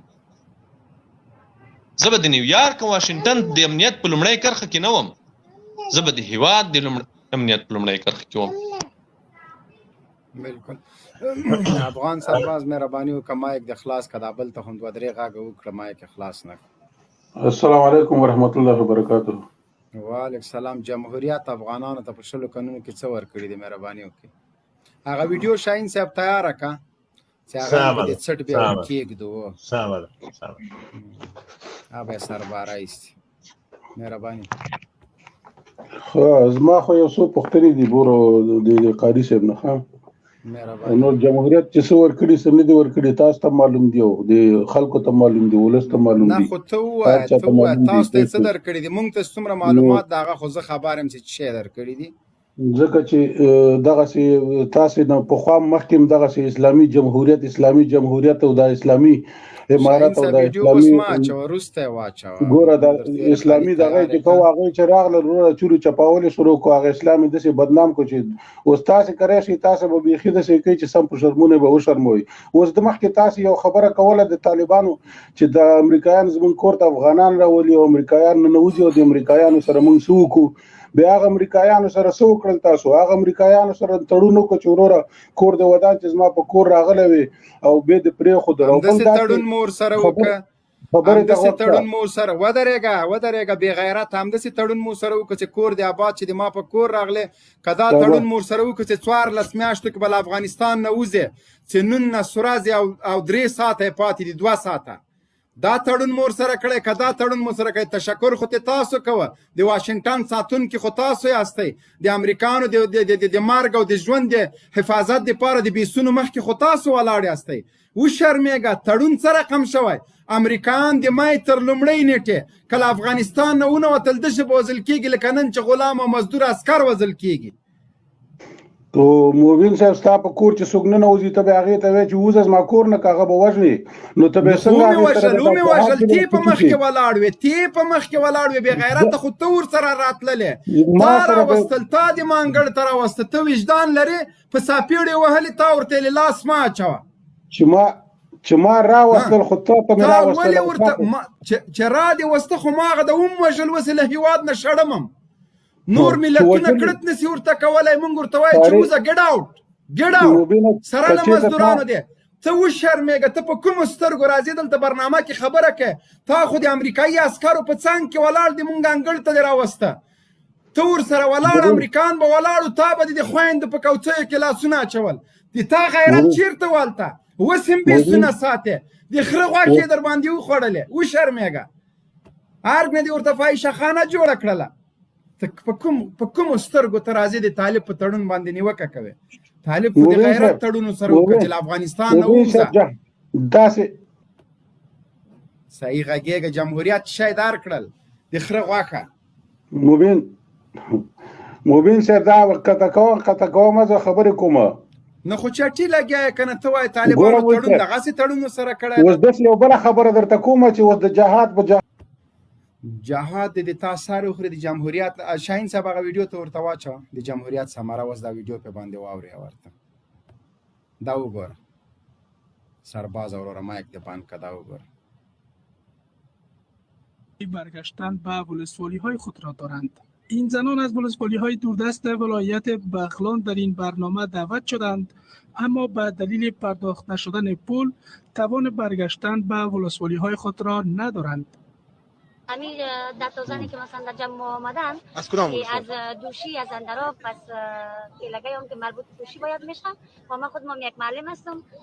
رئیس زنگ زده بودم که بود ما اینجا آمدیم مثلا از مکتب آمدم همین نفرای اینجا خودش پراگندم میکنم نان خوردن و میکنم کارهای موتری به اینا هست که ماده کده بودن برای خودشان خودم موقع زنگ زدن اما ما از هیچ دفعه کنم مستفید نشدم یعنی من بتونم ما مجبور هستم دیگه جیب خود برای زیاد پرای موتر بستم بخاطر که هیچ کس حاضرم نیست و شما میبینید خودتان دیگه نمی برنامه آخرش هم دیدین شما از اول شما از هفت صبح آمدن و ما ساعت 1 بجه آمدیم مکتب مشغول بودم دیگه هم میبینید که هیچ کسی اینجا وجود نداره موجود نیست که یک چوبه درشون است کسی برای که نان بده ما را من حیث کاروچوانا فکر کردم یا من حیث یک کسی که باید به خاطر یک لقمه نان خود فرقش بکنه این هم نتیجه صلح است و این هم به خاطر صلح است این میگه نتیجهش نمیاد اگر ما صلح نخواهیم هیچ وقت قسم نمیشه اگر ما صلح بخوایم در بدر دیگه مجبور مرد تفنگ بگیره یا خانم‌ها بم دستی بگیره یا مثلا از گرسنگی هر کار میشه میگه به تنگ اومدی به جنگ مجبور است ده نفر رکاوی که رایشی چی داشت کلش سرتان تاوان شد دیگه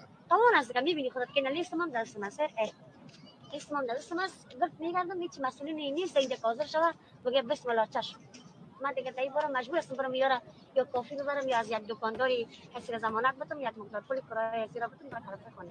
این زنان میگویند صلح که با آغاز آن دروغ و فریب باشد هیچگاه به سود مردم کشور نخواهد بود. کوتی آمده. دوست کوتی آمده میرم شما دعوت کردن که بخیر دیدین که صلح خاطر اینجا آمدیم نه برای ما کسی نان داده نه کسی برای ما کدام پیسه داده ما را گفتن که بیای امیدوار ساختن که شما را پیسه میدن.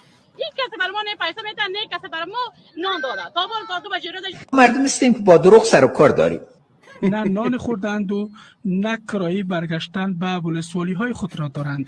این زنان از ولسوالی‌های دوردست ولایت بغلان در این برنامه دعوت شدند، اما به دلیل پرداخت نشدن پول توان برگشتن به ولسوالی‌های خود را شاهین صاحب ویډیو برته لکه سره ساره شوله ښه دغه د جمهوریت ثمره خلک راغوښتي دي ډوډۍ چای پیسې اوس هیڅ هم نشته مبین صاحب دا هغه خلکو راغوښتي دي لکه تاسو غوندې پخواني جهادیانو ولې داسې جهادیانو راغوښتي دي او اوس غولولي دي دغلته دا مبین صاحب دا ګورئ مبین صاحب دا د جمهوریت راغوښتي وکنه دا د جمهوریت مظاهرې دي هر ولایت ته 15 میلیون افغانۍ لګلې دي 50 لک افغانۍ چې په هغه ولایت کې په هغه مظاهرې خلک جوړي کی او دغه ولس چې دوی د 15 کال د لوګي نه مرګ تر رسولای دا نو دې ولس ته په هر ولایت کې 2,000 افغانۍ ورکوي او دا د موږ په خوست ولایت کې په ټولو ولایتونو کې ګوره موږ تاسو خو د بل ځای اوسیدونکو نه یو خو دغه خاوري اوسیدونکو ورځنی جریانات او معلومات راته کیږي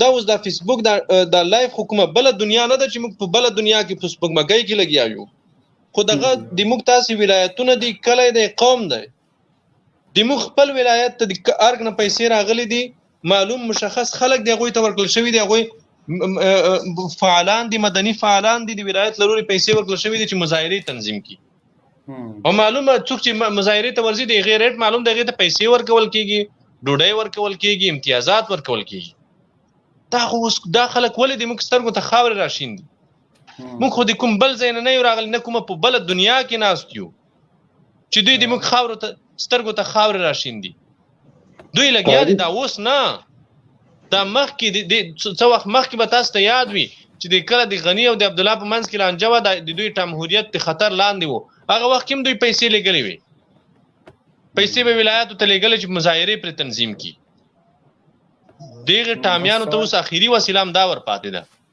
چې دغه بیت المال د خوار ولس دغه پیسې اوس په دې لار ولګول شي دا به دوی ولایتونو ته لیږي هر ولایت ته لیږي چې په هغه ولایت کې د جمهوریت ملاتړ مظاهره وشي، خلک راټول شي. بیا دا وایي جهادیان دي. دا د جمهوریت حاصل د جمهوریت وایم دیتا. خلک په پیسو اخیستل، ووټ په پیسو اخیستل، ژورنالیست په پیسو اخیستل، مدني فعال په پیسو اخیستل، درباري مولا په پیسو اخیستل، رسنۍ په پیسو اخیستل، هر څه په پیسو اخیستل، او ته په دې ملت واخ کوي. خو څومره پیسې چې ته د خلکو په اخیستلو مصرف کوي، د هغې په 100 چنده به ته بیا ګټې هم د دې ولس نه، د دې ولس د خلکو ته چې کوم څه ته ورکوي، دا به بیا د دوی نه ته واپس د دې په څو چنده ته اخلي. دا د کاپیټالیزم سیستم هم داسې ده چې د ولس نه سرمایه. تاسو اروپایي هیوادونه وګورئ، امریکا ته لاړ شئ، اروپا د اروپایي هیوادونه وګورئ، ښځې دې ګورئ، ښځې څومره شاقه کارونه چې په اروپا امریکا کې دي هغه ښځې کوي، سخت کارونه کوي. 12 غنټې 14 غنټې 18 غنټې هغه کوي، دا وظیفه کوي. 18 غنټې دی په یو کمپنۍ کې، په یو کارخانه کې وظیفه کوي، او دې ته چې تنخواه ورکول کېږي، د هغې د تنخواه نه بیا انشورنس ځان نه ترې کټ کېږي، یو ټیکسي ځان ته ده، بل ټیکسي ځان ته ده، بل ټیکسي ځان ته ده، په مختلفو نومونو. همدا تنخواه چې 18 ساعت دی مزدوري کوي، دغه د 18 ساعتو مزدوري بیا همدغه کاپیټالیزم، همدغه سودي نظام دای واپس د دې نه اخلي، دې ته ډېر کم شی ورکوي. د ورځې 18 ساعته مزدوري کوي، د 18 ساعته وظیفه کوي، د ورځې 18 ساعته دې ته په ساعت تنخواه ورکول کېږي، په ورځ هم نه ورکول کېږي. که په 18 ساعتونو کې دې 18 ساعته وظیفه وکوله، 1 ساعت غیر حاضر واغه، د 1 ساعت پیسې ترې کاټ کېږي. دا او بیا چې کله دې ته تنخواه ورکول کېږي، د دې د بانک ټیکس ځان ته ده، بجلی ځان ته ده، او ګیس ځان ته ده، د ټلیفون ځان ته ده، او د روغتیایي خدمتونه ځان، دې ته ډېر کم شی پاتې کېږي. هغه بیا دغه نظام ته ځي، د دغه نظام په راس کې چې څوک د میلیاردر ده، چې هغه پرون میلیونر و، نن میلیاردر ده، سبا د دې سرمایه د حساب نه وځي، هغه دغسې په مخ روان ده، دغسې سرمایه زیاتېږي. په جمهوریت کې خلکو ته پیسې ورکول کېږي، په پیسو اخیستل کېږي، په ډېر کم شي اخیستل کېږي، ډېر زیاتې پیسې هم نه ورکوي. غني دا خلکو ته ډېرې پیسې نه ورکوي، دا ټامیان. په جمهوریت کې ډېرې پیسې نشته، کمې ورکوي، خو خلک یې اخیستي دي، خلک اخلي. د دې په خاطر چې دوی په دې ملت واکمنان پاتې شي، همدغه پیسې چې دوی مصرف کوي. پرون چې غني څو سوه میلیونه ډالر مصرف کړي دي په خپل انتخاباتي کمپاین، د کوم ځای نه مصرف کړي دي؟ کومه په هغه لوګر کې د پلار ځمکه خرڅه کړې ورته؟ خو دا همدا د دې ملت پیسې دي، همدا د دې ملت بیت المال ده، او څومره چې مصرف کړي وي د هغې په 100 چنده پیسې وګټلې او روان دي. تاسو وینئ قاری صاحب هغه مفکر جهان ده په یو دقیقه څو وخت دا خبر رسنیزه شوه چې د ډالرو بکسونه د افغانستان، امریکایي رسنۍ پرې وغږېدې، سیګار راپور پرې جوړ کړ، سیګار چې د افغانستان نه د ډالرو بکسونه او د سره زر د افغانستان نه وځي په قاچاقي ډول. په قاچاقي ډول څوک باسي؟ زه یې باسم، ته یې باسي، دا بل بیچاره افغان یې باسي.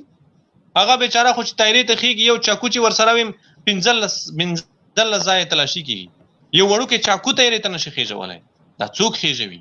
دا همدا ټامیان چې په واک ناست دي، دغه د سرو زرو او د ډالرو قاچاق یې باندې روان کړی ده، دغه ډالر دوی وباسي د دې خاورې نه روان کړي دي.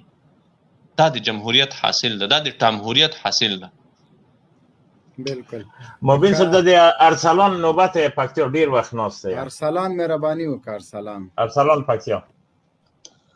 سلامونه مبین صاحب تاسو ته او شاهین صاحب، قاری سعید خوسی ته، سټوډیو کې ټول ملګرو ته سلامونه. وعلیکم السلام. ها مبین صاحب تاسو دا خبره کوئ چې موږ افغانستان ته راځو، اسلامي امارات راولو، نو دا اسلامي امارات خو اول خو دا زه نه منم، نو ته په زوره باندې منې. دا به څه کوو چې نه منې؟ وسړی دا خو زه تا نه پوښتنه کوم سره مخ شولو. او بله خبره تاسو د امریکایانو سره، بله خبر دغه ده، تاسو د امریکایانو سره کوم تړون وکړو، تاسو شور جوړ کړی و دغه امریکا ما دغه سبا د امریکا ووایي چې زه نه وځم نو بیا تا چې هغه څه پایدا چا خبره وایي واده نه تر ما ډولونه وال وروره چې نه وته خو ته م افغان ته به هم راسره راسې موږ به هم سو بیا به له سره پې شروع کړو ته به بیا نه کوې جنګ راسره چې امریکان ما څه پایدا زه سبا امریکا د سره ته ما وایې نه خو ته د امریکان چې راځي دا خور مور خویندې جومات منبر دا خو ته هم باندې حق لري د تې به ته هم راسې د تې خو بیا خو چې نه وتل د بانه به ختموي ته به هم پې شروع وکړې که نه نو د امریکا زم د افغانستان کې اوسه ما کور ته نه راځي امریکا خو یو کور ته ورځي چا توپک یا سره جنګیږي و که نه خو امریکا همغه کور ته ځي تا په خپل هر څه منلي دي اوس فرض کې یو سړي ته وایي دا زهر وخوره که نه ولم دی چې سړی په خپله خوري ویشتلو ته یې څه ضرورت ده تا دا زهر خپله منلي دي دا دیموکراسي دې خپله منلی هر څه چې امریکان درته وایي هغه منې نو تا کور ته چېشته راځي لیوني دي چې خپل کسان وژني امریکان د هغه چا کور ته ځي چې څوک امریکان وژني توپک ساتي دا شکې ساتي د امریکانو د وژلو وسایل ساتي امریکا همغه کور ته ځي ښه ته کرا د پبجي باندې کښېنه که امارت دې نه منم خیر د مې منه صحیح ده هېڅ پروا نه کوي زور نشته سره هو دا بل ورور ته م وخت ورکړئ چرته نه وهئ دا یو دې پکې نه مني السلام علیکم وعلیکم السلام مبین صاحب مو یو سوال ده که امارت قایم شو په افغانستان کې دا به لازم کېږي یا دغه ده چې په سعودي عرب کې د ابو جهل کیر نه د غلو ټټۍ جوړه شوه په افغانستان کې یا د امارت په وخت کې چې قایم شو د ډاکټر نجیب کیر دغه شی پوتې د باید د کیر نه غلو ټټۍ جوړه شي خیر د یوې دوې میاشتې تنخواه به زه در ولګم دا خو به زه درته وکړم خو دا پیسې زر راولېږه دا خو هسې مونږ نیت کړی ما یې په خپلو مصارفو به وکړم خو چې تېر رالېږي نو بیا به نور زیات پې ور جوړ کړو دا څه یې نقشه به ته خوښه کې پیسې زه در لګم انشاءالله چې داسې غلو ټټۍ ته نه جوړه کړو چې مهرباني ډاکټر تڼیوال صاحب مهرباني وکړه د افغانستان خانه ولسمشر د ګوره مه کوئ توهین السلام علیکم ورحمت الله وبرکاتو ډیره مننه چې اجازه مو راکړه ماته فقط دوې دقیقې اجازه راکړه مهمې خبرې خو تاسو وکړې د جمهوریت په دې نورو شیانو باندې خو زه راځم د تاسو په د اول سر کې خبرې وشوې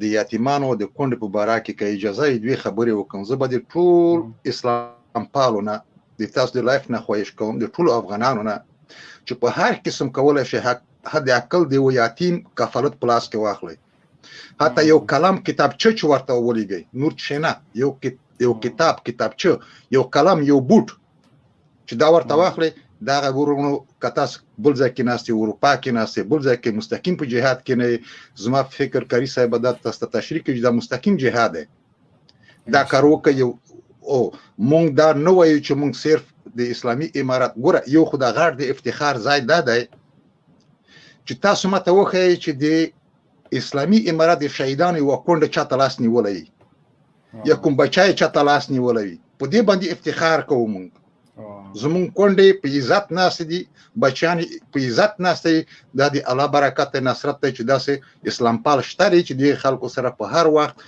د خپل ډوډۍ خپل اوبه ورسره تقسیموو دا مې یو خواهش و د ټولو اسلام پالو ورونو نه نور څه نه لرم نوره خبرې تاسو وکړئ ډاکټر صاحب محترم الله دې تاسو ته اجر درکړي تاسو هم کې صحیح مې په دې برخه کې الله دې ستاسو خوارۍ قبول کړي مبین صاحب ډاکټر صاحب محترم هم الحمدلله د موږ د یتیمانو د کفالت د برخې او غوښنه برخه الحمدلله دی هم لري د لسو یتیمانو کفالت د په غاړه د الله رب العالمین دې ته اجر ورکړي او د نور افغانانو ورونو نه هم د موږ غوښتنه دا ده موږ الحمدلله دا بنسټ چې دا ملګرو ته معلومه ده چې موږ سره په رابطه کې د موږ یو ډېر شفاف سیستم ده الحمدلله چې چا یوه روپۍ هم رالیږلې ده موږ ته یوه افغانۍ هم رالیږلې ده هغې ته مو د هغې ثبوت ورکړی ده چې هغه په ځای مصرف شوی ده الحمدلله نو الله دې د ورونو سره کومک وکړي الله دې دوی ته اجر ورکړي مخته رمضان روژه را روانه ده الحمدلله چې موږ پروګرامونه لرو هم د دوی نه مونږ خواهش دا ده چې د دې کونډو یتیمانو د دوی لاسنیوی وشي او دا رمضان د دوی هم په خیر تیر شي او په خوند تیر شي لکه څنګه چې موږ تاسو تیروو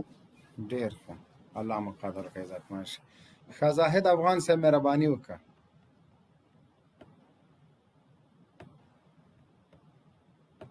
زاهد افغان مایک مو خلاص کړئ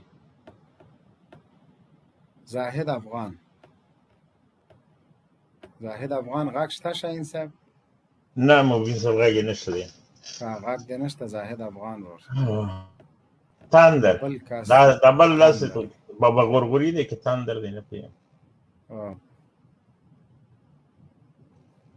تاندر د ډنډه مانه چې لاندې ده ډنډر یې که تاندر یې مایک پس السلام علیکم ورحمت الله وبرکاته. وعلیکم السلام. موضوع مو په څه ده مبینه؟ موضوع مو په جمهوریت شلیدلی او پاشلی جمهوریت مردار جمهوریت په شلو کالو کې موږ ته څه راکړل. نو دا جمهوریت خو څه په امریکا کې نه ده، دا خو په افغانستان کې د افغانان دغه مسلمانان 99% مسلمانان دي، دغه په خپلو ګډونو سره دا جمهوریت کوي، نه په اسرائیلو کې نه په امریکا کې. دا افغانان جمهوریت غواړي که نه؟ دا افغانان چې غواړي خو دغه افغانان پکې ژوند کوي، دا خو نور خلک ژوند نه کوي. نه افغانان رښتیا هم افغانان جمهوریت غواړي، د جمهوریت څه ورکړي دي اسلامي جمهوریت غواړي، اسلامي جمهوریت نه کفري جمهوریت. خو سړی اسلام مو د نن جمهوریت کې ولیده چې بسم الله یې نه سو ویلی. اسلام مو راته معلوم ده چې شړنګا بابا د سره رقم مسلمان ده، د تهجد لمونځ په اشراق کې کوي، د اشراق په د مازدیګر کوي، هغه خو سره معلوم وي. دا اسلامي ټکی یو طرف ته ښه په قدر کېږده. جمهوریت څه معنا؟ اسلامي جمهوریت ګډون یووالی همپذیري جمهوریت پیژندنه د یو بل. دغه جمهوریت کې خو داسې هم سته وروره چې ښځه او د نر حقوق یو شی دي که نه؟ داسې نسته ده، ښځه خدای ښځه پیدا کړې ده، دا اسلامي جمهوریت ده، دا څه امریکایي جمهوریت نه ده. خو صحیح ده، خو اسلامي جمهوریت ده که نه؟ دا اسلامي جمهوریت دیموکراسي ده، د ښځو او د نر د حقوقو د درګار د چغې وي دا حکومت پې من کریږه. خو ما لکه اوس په اردو کې ښځې سته که نه؟ په ادارو کې ښځې سته که نه؟ ستا دي ولې هر نظام ټوله نړۍ کې سته دي، په ټوله نړۍ کې سته. صحیح نړۍ پرېږده، د افغانستان به سره ونیسو. ولې دا ټوله نړۍ سره اسلام یو اسلام ده، خو دا ټوله نړۍ خو یو ورته اوس خو ما خو موضوع په افغانستان ده. د افغانستان کې خو جمهوریت دا صحیح شو، ښځو د نر حقوق یو د اردو عسکر دفترو کې باید یو نه دي، هر یو په خپل ځای باندې صحیح شو، هر یو په خپل خور د په کومه اداره کې کار کوي. نو ستا ښځه په ایرامډۍ کې ودرېږه که نه؟ خو ته جمهوریت غواړې، زه خو جمهوریت نه غواړم. ښځه دې په اردو کې په کوم منصب باندې فایزه ده؟ فرض که دنه مور دې د پارلمان وکیله ده که نه ده؟ ته جمهوریت غواړې وروره، زه نه غواړم، جمهوریت مردود ده. خور دې ودرېږه، جمهوریت غواړې، خور دې په اردو کې عسکره ده، منصبداره ده، امنیت قمندان ده، په کوم چا کې ترجمانه ده، چې ځکه حقوق مساوي دي په جمهوریت کې.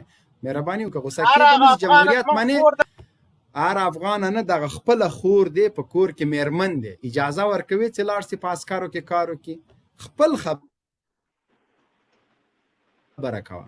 خور ته دا اجازه ورکوي، میرمنې ته دا اجازه ورکوي چې لاړ شي په ملي اردو کې کار وکړي؟ آیا ته خپله خور ته اجازه ورکوي انتحاري په خپل قانون کې؟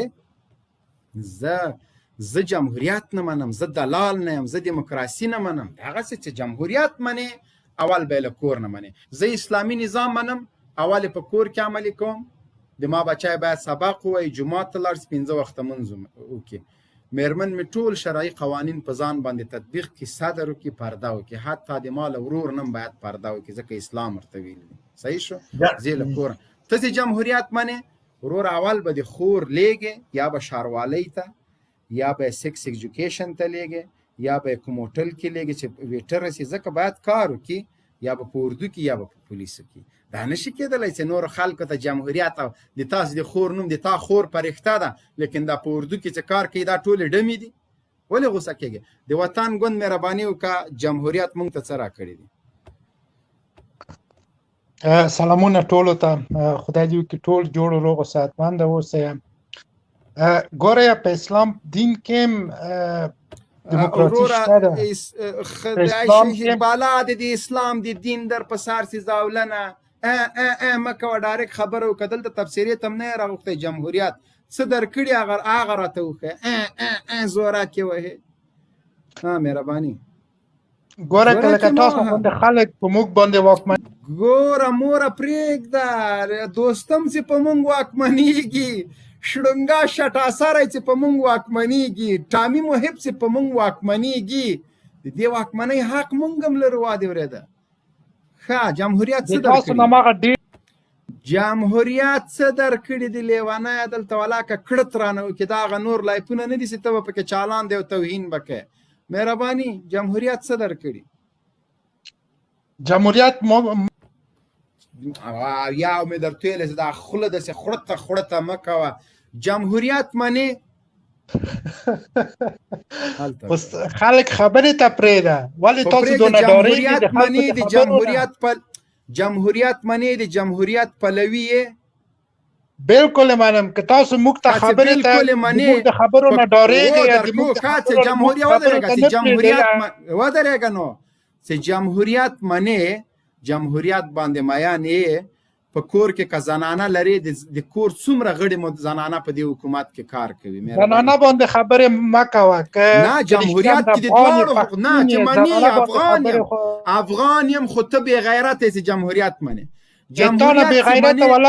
ودرېږه جمهوریت چې منې خور دې په کومه اداره کې کار کوي ښځه دې په کومه اداره کې کار کوي دا خو څه بده خبره نه ده جمهوریت منې که نه جمهوریت منې وروره جمهوریت منې ولې پې شرمېږې جمهوریت منې دیموکرات سیکولر د بل چا د پاره خوښوي ملالۍ شینواري کې کاغذونه منډي او خپل خور مو په کور کې کېنولی دفاع وزیر دې څه ویلې دا کاغذ داسې تاو کم بیا ادبي د ماپیو خلکو لورګانې به د تاسو سره سکرتر وي تاسو به مزې پې کوئ د تا لور به په کور کې نه دا څنګه جمهوریت ده دې نه ښکاري چې دا جمهوریت ناکام ده دا جمهوریت مردود ده دا جمهوریت فاحش ده ځکه ته پکې خپله خور نشي زغملی او د بل چا به د تا په څنګ کې ناست دي دا جمهوریت نه منو مونږ وروره د جمهوریت معنا سیکولریزم د جمهوریت معنا و په هر کې مې ولیده ولې نه پوهېږم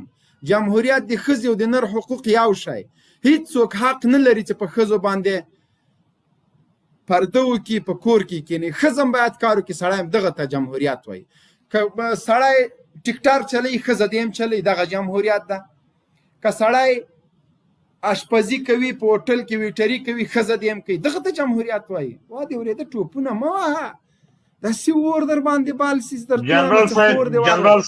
جنرال صاحب د خلکو لورانې راوباسي موډلینګ پکې اول خپله خور مور راوباسي موډلینګ دې پې وکړي بیا د خلکو لورانې دې راوباسي څنګه زور درکړي هر والي ته شاهین صاحب هر والي ته دوی لومړۍ مرستیاله ټاکلې ده دغه لومړۍ مرستیاله د چا لور ده که نه ده د چا خور ده که نه ده افتخار هم پې باندې کوي خو یا به د تا خوري یا به د نصرت افغان خوري یا به د قاریسا خوري یا به دغه اروپا میشتې سکشویانو فلبرایټان د دوی خویندې به یا به په کابل کې د ځینو بې ضمیرو مردګوانو خویندې دا خو د خرې لورګانې خو نه دي له سپی نه خو نه دي پیدا خو همدغه د تاسو خور او مور ده د والي معاونده ده په پارلمان کې ده په دفاع وزارت کې ده د عسکرو شهوت پوره کوي نو دا څوک دي او که چیرته جمهوریت نه منې بیا خو اسلامي نظام دی دې بدیل اسلامي نظام کې به د سطر وي حیا حتی تعلیمي نصاب که څوک جمهوریت مني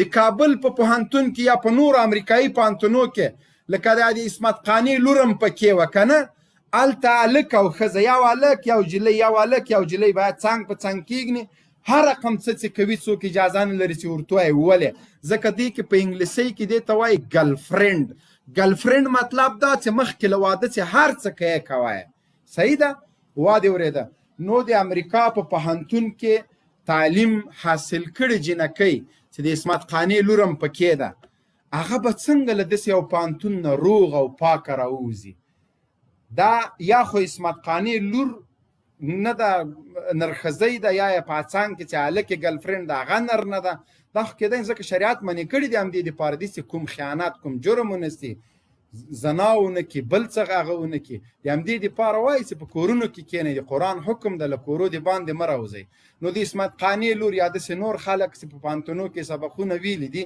دیموکراسي او د جمهوریت علمبرداران هغوی دې موږ ته ثابت کړي وروره دا څنګه جمهوریت ده خپلې لورګانې مو په عسکرو کې کار نه کوي د بل چا راولئ عجیبه خبره ده والا په دغه ګرین ویلج کې چا کار کوه د یو نجلۍ چې د امریکانو ترجمانه وي د هغه به څه حالت وي جمهوریت هم منې او راسه وروره ګله بیا جنرال صاحب یوه بله خبره هم ده د بګرام کې دغه د قابونه د امریکانو څوک مینځي همدغه افغانې ښځې یې مینځي همدغه خلک یې مینځي دوی بیرون پیره دي یا د غني لور ده یا د محب لور ده یا د صالح لور ده یا د غني لور ده یا د پارلمان د پاروکش د وکیل لور ده. دا خو له اسمانه نه دي راغلي، دا خو له سپۍ نه دي پیدا، خو همدغه خلک دي. عجیبه منطق ده د دوی. شاهین صاحب والا چې تا هغه لرګی ماته راکړه زاهد افغان صاحب ته خلاص که مایک دی. منصور صاحب لایف چې راځي مایک مو بندوئ، مایک مو بند کړئ. منصور صاحب زاهد افغان مایک دی خلاص که.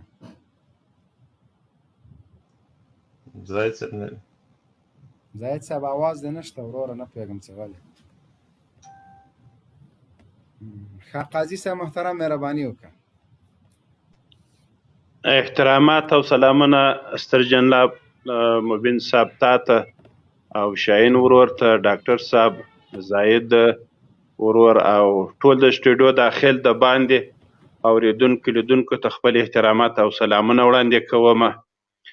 راځم دې ته چې دغه کسان چې هغه د کابل ادارې مفسد ادارې په دننه کې کار کوي او یا د امریکایانو او د نوره قاضي صاحب محترم د مونږه خاغه په جمهوریت باندې د جمهوریت څه معنا په شلو کلونه ښه مهرباني جمهوریت ته راځم. دا ټوله کسان چې دي هغه ټوله جمهوریت په ظاهره باندې یو رقم تعبیروي، لیکن په حقیقت کې هغه بل رقم تعبیروي. که راځو دې ته جنرال صاحب چې د دوی په اساسي قانون کې وښځو او نرو ته مساوي حقوق ورکړل سوي دي، دا ماده د دوی د اسلام او د شریعت د چوکاټ څخه وتلې ده، ځکه د شریعت په چوکاټ کې د نر حقوق هغه د ښځې سره نه دي مساوي.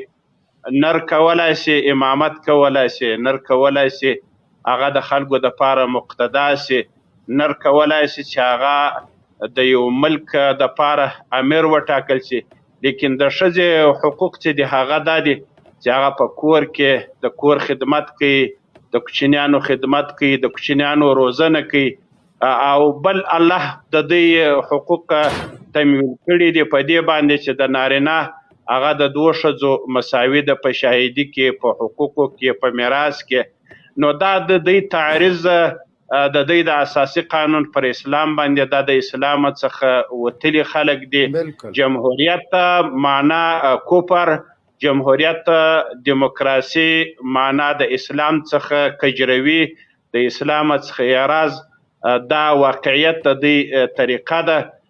راځو دې ته د دوی جنرال صاحب د دوی دغه موږ وینو چې دوی ټولې فحاشۍ، بدعملۍ، حتی ټوله که په پانتونو کې دي، که په نورو ځایو کې دي، که په نورو دنیا کې دي تعلیمونه کوي.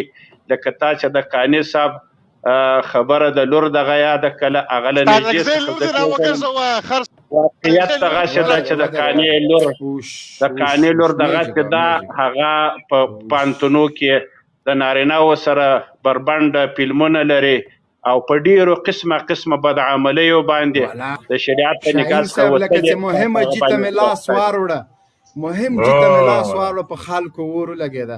بل دغه تیمور خان د ډنډه خان دغه څه نومېږي د امانه چې لاندې د شاهین صاحب ډنډر صاحب جمهوریت د افغانستان د مشکلاتو حل ده. تندر صاحب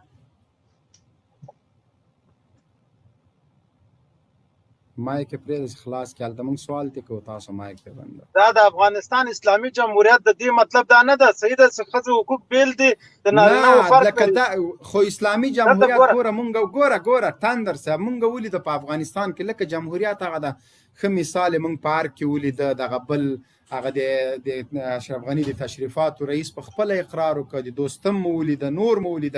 لکه جمهوریت د افغانستان د حل لار ده، جمهوریت مخکې کمونیزم او جمهوریت سو حل لار دغه ده، دغه قانون ګوره زما خبره ته وایسه دا کلتور د افغانستان د مسلمانانو کلتور نه ده ګوره ته ما ته وایه مشکل حل ده دغه جمهوریت د موږ دپاره یو قانون ده که نه ګوره که په دغه باندې سوله راځي ګوره که په دې سوله راځي خو نه پرې راځي که راتلی ګوره لکه جمهوریت کې خو د ښځې او د نر حقوق مساوات دي هر څه مساوي دي دا راته ووایست تر اوسه ودرېږه دي که نه دا راته ووایست تر څو د نه دا دي دا راته ووایست تر څو د څو زامن یا څو لورګانې زېږولي تا په خپله ځکه د ښځې او د نر حقوق مساوي دي که نه څو وارې دې لنګون کړی ده ګوره زما خبره ته غوږ نه زما خبره نه خو بیا عقل نر او د ښځې حقوق یو دي ښځه به د بچي راوړي ته ورته ګورې تاندر وهلی مقابله ورسره وکړه چې یو بچی هغه راوړه دوه ته راوړه چې هغه ښځې د یو لور زېږوه ته 5 زېږوه ځکه ته لږ تکړه یې تی نه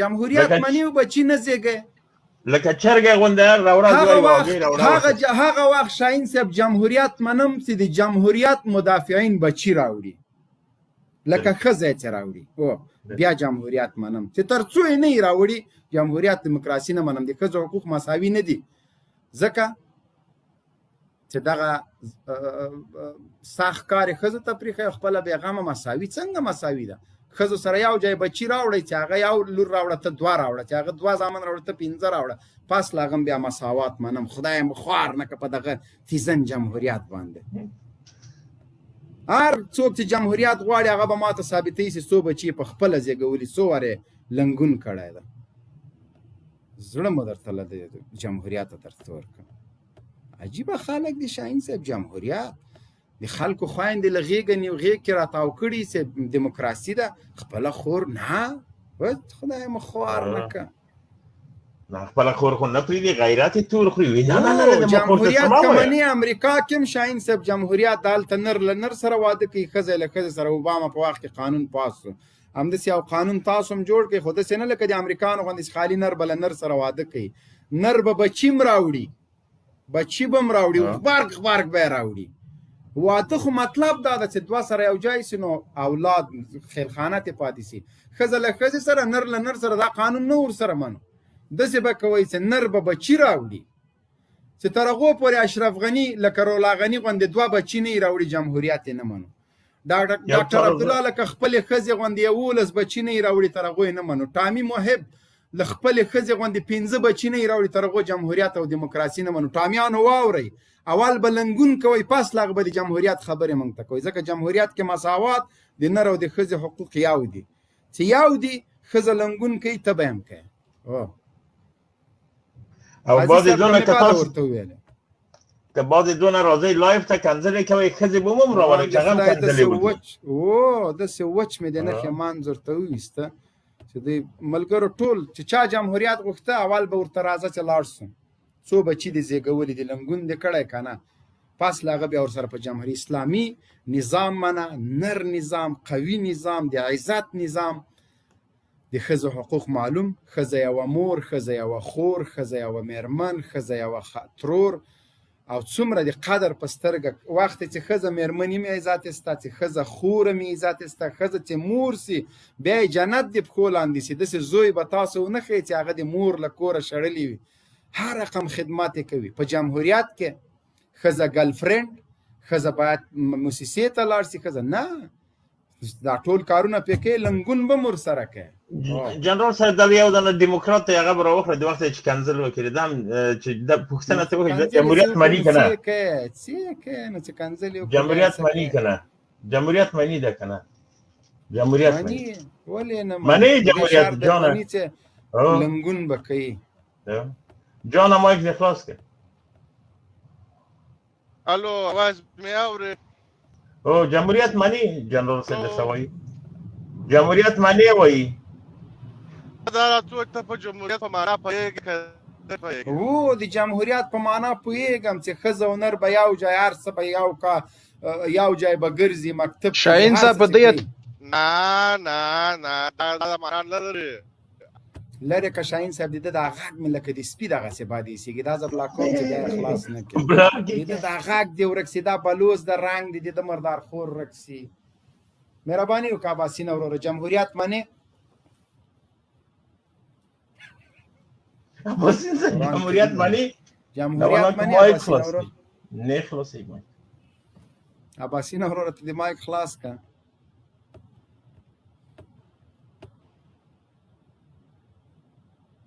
عباسین وروره مایک د خلاص کا میمنه خدای ته وګوره نه در باندې منو بس مهرباني وکړه مایک د خلاص کا. عباسینه د مونږ غږ اورې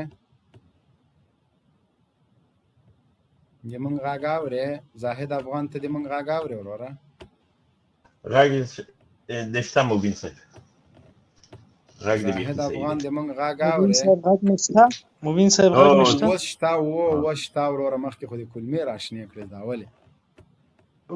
السلام علیکم ستر جنرال مبین صاحب شاهین صاحب عباسین صاحب قاضي صاحب ټول ستړي مشئ. جنرال صاحب بخښنه غواړم مخکې مې چې هر څه دا مایک خلاص که زما غږ یوه دفعه مایک نه خلاصېدی بیا مې غږ نه درته مشکل دلته و غږ دې نه بیخي پوهېږم نه دا و قربان اوس صحیح ده بس څه او چل به نه یې. پوهېږم دا انټرنیټ کې څه ستونزه وه. جنرال صاحب یوه پوښتنه کومه قاري صاحب خو مخکې ماشاءالله ښه جوابونه ویلې.